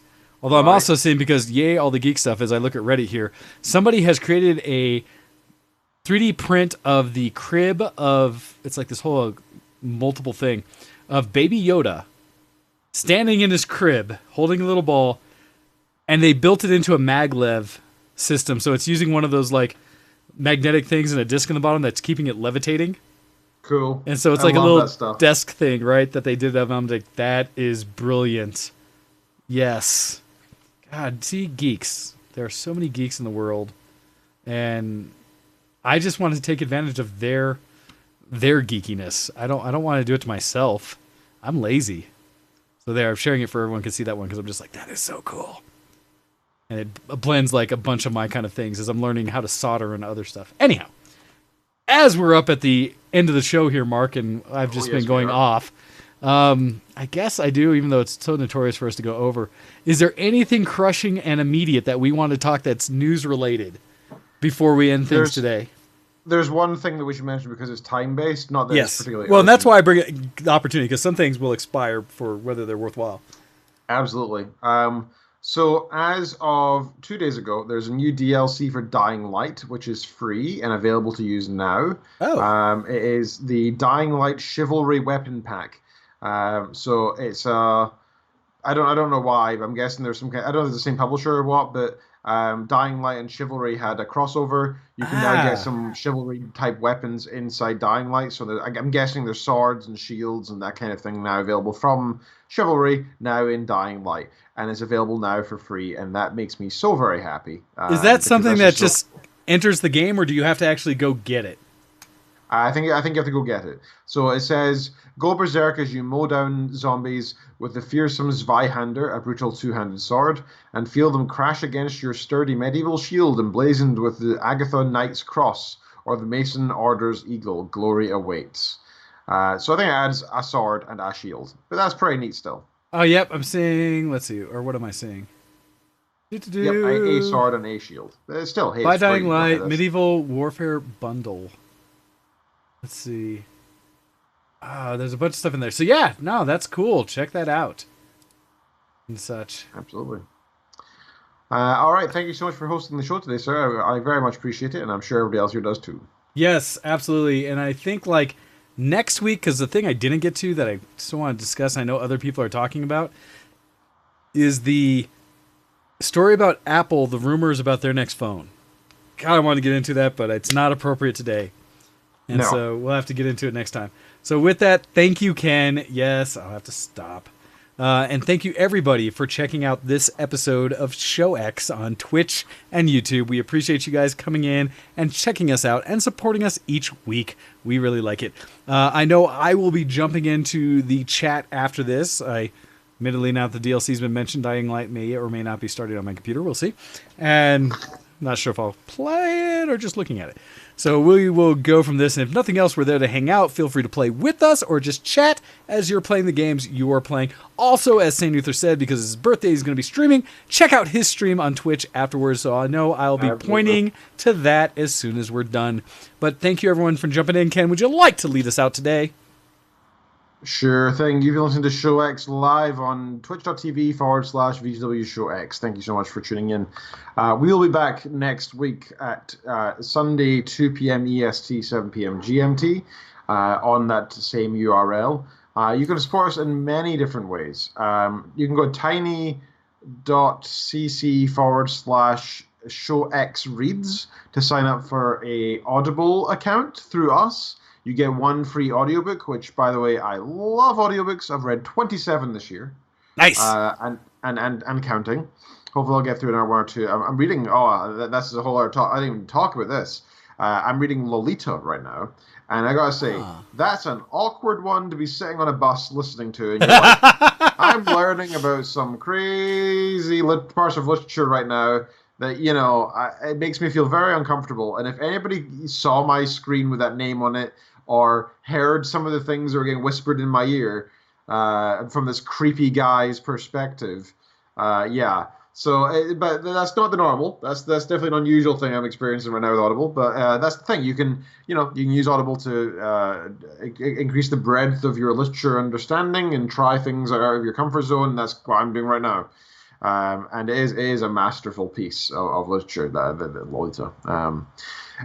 So you go check that out at tiny.cc/ShowX Reads, and you can get yourself a free audiobook.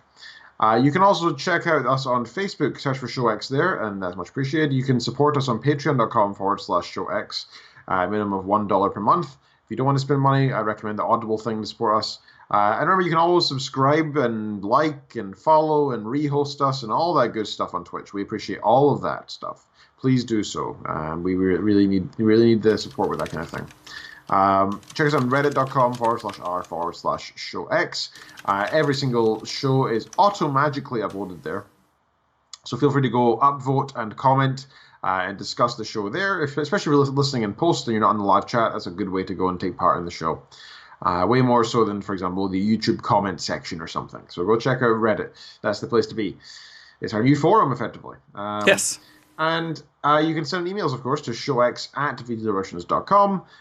We always like to hear your Geek Cred, and you can check us out on twitter.com/VtWShowX for the show's official account, twitter.com/DocDead for Mr. Wayne here, and twitter.com/DrKenReed for myself, too. All right, I think that's everything. I'll see. Hopefully you guys have fun in the Twitch chat. I'm not going to be joining today because I got up at 5:30 this morning, and I'm already crashing. So what? Come on, I didn't go to bed till like 4 in the morning, and then I got up at like 8. Come on, Ken. Who needs sleep? I don't have that I don't have that youthful virility. No, it's the old man. What is sleep? You just wake up at random times. So, all right, sir. Thank you very much, and thank you all for tuning in again this week. I will catch you in the chat, and hopefully you have a lovely time going forward. Thank you, everybody. Have a good week. Bye. Goodbye. See you next zombie.